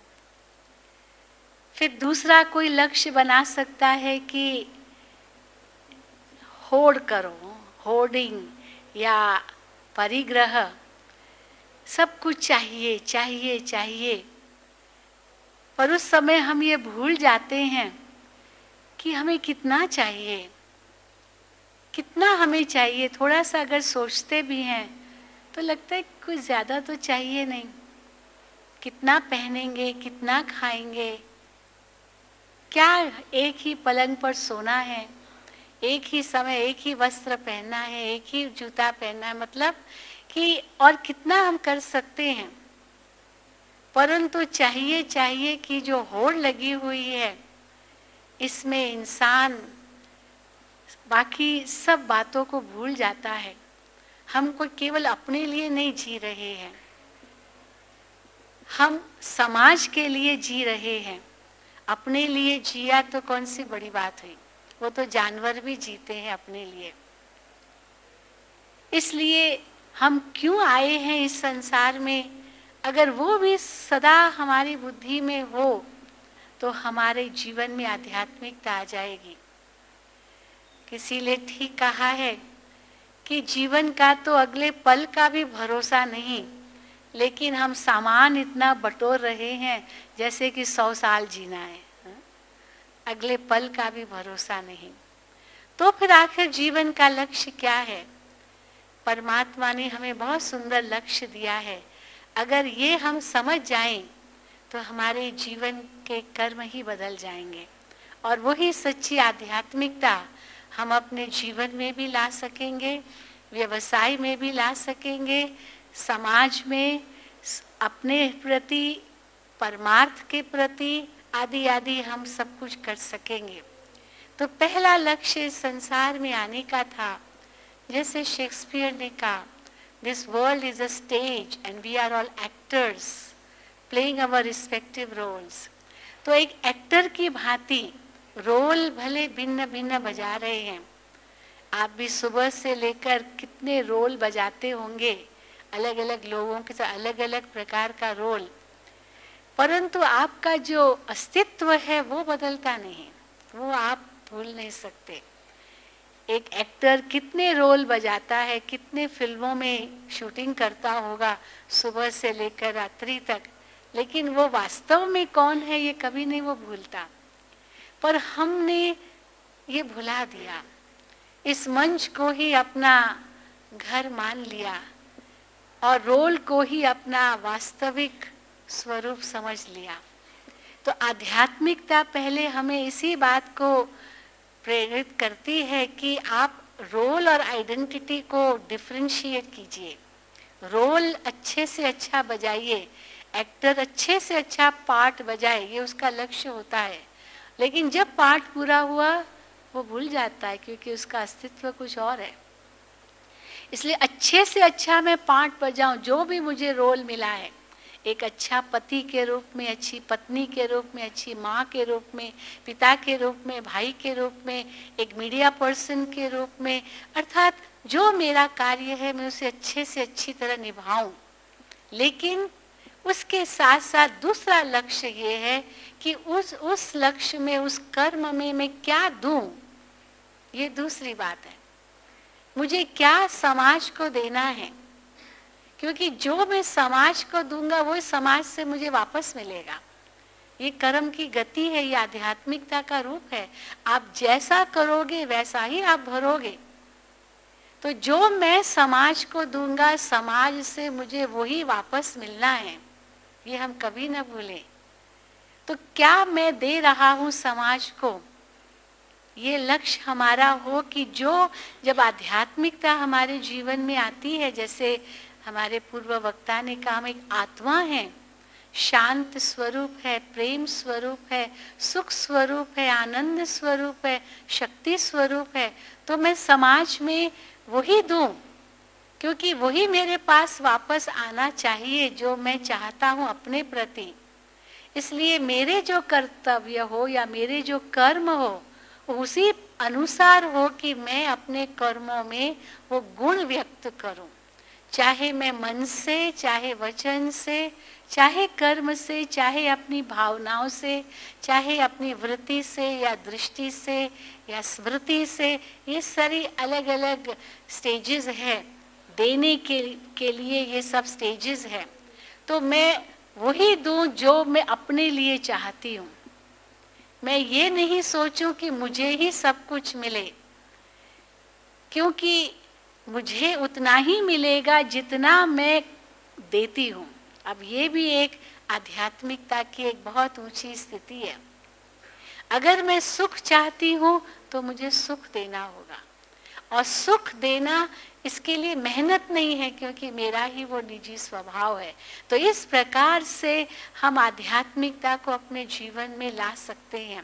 और तीसरा लक्ष्य बहुत सुंदर हमें इस संसार में आने का परमात्मा ने दिया कि उस परमात्मा का हम नाम रोशन करें, जिसने हमें इस संसार में भेजा। आज कोई विदेश में बच्चे को भेजते हैं स्कॉलरशिप मिलती है, गवर्नमेंट से मिलती है, या किसी भी कोई कंपनी भेजती है, तो अवश्य वो उस कंपनी का, उस देश का दूत बन कर के जाता है, ताकि वो अपने देश का नाम रोशन करे, अपने कंपनी का नाम रोशन करे, अपने परिवार का नाम रोशन करे। और उसमें भी पहले उनका लक्ष्य है देश, उसके बाद है परिवार, उसके बाद है स्वयं। लेकिन हम देखते हैं, हम पहले ही स्वयं से शुरू करते हैं, मुझे उससे क्या लाभ मिलेगा, फिर समाज, फिर देश और फिर विश्व होना चाहिए उसके विपरीत। इसलिए हम विश्व को क्या दे रहे हैं, ये लक्ष्य बुद्धि में हो तो उसी अनुसार हम अपने कर्मों को श्रेष्ठ बनाएंगे, क्योंकि वही मुझे वापस मिलना है। अगर ये हमारे बुद्धि में होगा, अवश्य ये जीवन में आध्यात्मिकता है। और अंत में बहुत सुंदर कहावत हम जानते हैं कि धन गया कुछ नहीं गया, स्वास्थ्य गया कुछ गया, पर चरित्र गया सब कुछ गया। ये इतनी ऊंची धारणा जीवन की अगर बन जाए तो सचमुच हमारा ये जीवन श्रेष्ठ तो बनेगा ही, ये जन्म तो हमारा सुधर जाएगा ही, लेकिन हम जन्म जन्म अपना सार्थक सफल बना सकते हैं। यही हमारी शुभकामना भी होगी आप सबके प्रति। ये परमात्मा की भी श्रेष्ठ आश है हम सभी आत्माओं के लिए। तो इसीलिए बहुत बहुत धन्यवाद। अवश्य आपने इस सेशन से कुछ प्रेरणाएं प्राप्त की होगी और अपने अंदर में कुछ ऐसा लक्ष्य बनाया होगा, वह धारणा की होगी कि हमें अपने जीवन को इतना श्रेष्ठ बनाना है। ओम शांति शांति शांति। बहुत बहुत धन्यवाद आदरणीय शीलू बहन जी। आपने विषय को न केवल आपके सामने खोला, लेकिन आपने अपने अनुभव के द्वारा बहुत सुंदर रूप से, बहुत सरल शब्दों में आप तक मैसेज पहुंचाया कि आध्यात्मिकता ही कैसे हमारे जीवन को श्रेष्ठ बनाती है। और अवश्य ही हम जो यहाँ से जा रहे हैं, जितने भी मीडिया पर्सन आप सभी यहाँ बैठे हैं, आप भी अवश्य ही एक दृढ़ संकल्प के साथ जाएंगे कि कैसे हम अपने जीवन में आध्यात्मिकता को और शक्तिशाली बनाते हुए, बहुत सारे ऐसे मीडिया कर्मी हैं जो कि आपका इंतज़ार कर रहे होंगे। जैसे शीलू बहन ने एम्बेसडर की बात कही, मुझे भी उस शब्द से याद आया कि आप भी यहाँ से पीस एम्बेसडर बनकर जाएं, ऐसे एम्बेसडर बन के जाएं कि बहुत सारे ऐसे जो लोग हैं जो आपकी तरह ही आपके जैसे प्रोफेशन में हैं, उनको भी आप ऐसा अवश्य ही मैसेज देंगे। ऐसी हम सभी की शुभकामना है। अब मैं, जैसा कि मुझे आदेश हुआ है कि हमारे बीच भ्राता उर्विश जी बैठे हुए हैं, आपको अभी ईश्वरीय सौगात प्रदान की जाएगी और मैं ब्रह्मा कुमारी बहनों को आमंत्रित, शीलू बहन को रिक्वेस्ट करूंगी कि आप ईश्वरीय सौगात और प्रसाद देकर आपको सम्मानित करेंगे। बहुत बहुत धन्यवाद कि आपने अपना समय निकालकर हमारे बीच पहुंचे। कुछ आवश्यक अनाउंसमेंट्स हैं क्योंकि सेशन को हम पूरा करने जा रहे हैं यहाँ पर। इस कार्यक्रम के बाद आप सभी ने देखा होगा यहाँ पर सामने ही International Centre for Higher Learning है, जिसको हम ट्रेनिंग सेक्शन भी कहते हैं। वहाँ पर आप सभी के लिए चाय की व्यवस्था की गई है। आप सभी यहाँ से जाएंगे, पहले आप चाय लेंगे, उसके बाद अलग अलग हॉल्स में डायलॉग रहेगा। बहुत ही इंटरेस्टिंग सेशन है रहेगा वहाँ पर। और मैं आपको बता दूंगी कि कौन कौन से हॉल में कौन से डायलॉग के भाई बहनों को जाना है। अर्थात मेरा कहने का भाव ये है कि आप सभी को जो बैजेस मिले हैं उस पर नंबर लिखे हुए हैं, तो उस नंबर के अनुसार आप उस हॉल में जाएंगे। हॉल नंबर 3 में डायलॉग नंबर 1 वाले जाएंगे और हॉल नंबर 7 में डायलॉग नंबर 2, हॉल नंबर 8 में नंबर 3 और 9 में 4। तो इस प्रकार से सभी नंबर के अनुसार जाएंगे, जिससे कि व्यवस्थित रूप से आप इसका लाभ ले सकेंगे। उसके बाद आप सभी के लिए 4:30 बजे मेडिटेशन सेशन रखा गया है, वो भी इसी हॉल में रहेगा। तो इस प्रकार आज के कार्यक्रम की विशेष सूचना जिसे आप ध्यान में रखेंगे। ये आज का सेशन आध्यात्मिकता को लिए हुए है, इसीलिए केवल हमें एक सोच को बदलने की ही आवश्यकता है। तो ये यहाँ समाप्त नहीं हुआ है, वास्तव में तो ये शुरुआत हुई है आज। तो चंद पंक्तियाँ आपके सम्मान में अर्पित करती हूँ कि सोचों को बदलो तो सितारे बदल जाएंगे, नजरों को बदलो तो नज़ारे बदल जाएंगे, किश्तियाँ बदलने की ज़रूरत नहीं। शीलू बहन ने बहुत सुंदर एग्जाम्पल दिया कि नाव में पानी ना आ जाए, बस इतना ही ध्यान रखना है, संतुलन रखना है। किश्तियों को बदलने की ज़रूरत नहीं, दिशाओं को बदलेंगे तो किनारे बदल जाएंगे, दिशाओं को बदलेंगे तो किनारे बदल जाएंगे। अब हम सभी कुछ क्षणों के लिए फिर से परमपिता परमात्मा की याद में बैठेंगे और भीतर ही इस अनुभव को लिए हुए अपने अंदर एक दृढ़ संकल्प करते हुए कि यहाँ से हमें अपने जीवन में उस शक्ति को भरना है, इतना शक्तिशाली बनना है कि जीवन में न केवल हम अपने ही जीवन में संतुलन रखें, लेकिन दूसरों को भी हम संतुलन प्रदान करें, ऐसा मार्गदर्शन दे, ऐसे शांति के दूत बनकर जाएं कि केवल समाचार ही न लिखें, लेकिन ऐसे बहुत से समाचार, ऐसे सदाचार के समाचार, ऐसे आध्यात्मिक चेतना प्रदान करने के समाचार अवश्य हम लिखें, जिससे बहुत सारे लोगों को नई प्रेरणा मिले, नई दिशा मिले। ओम शांति।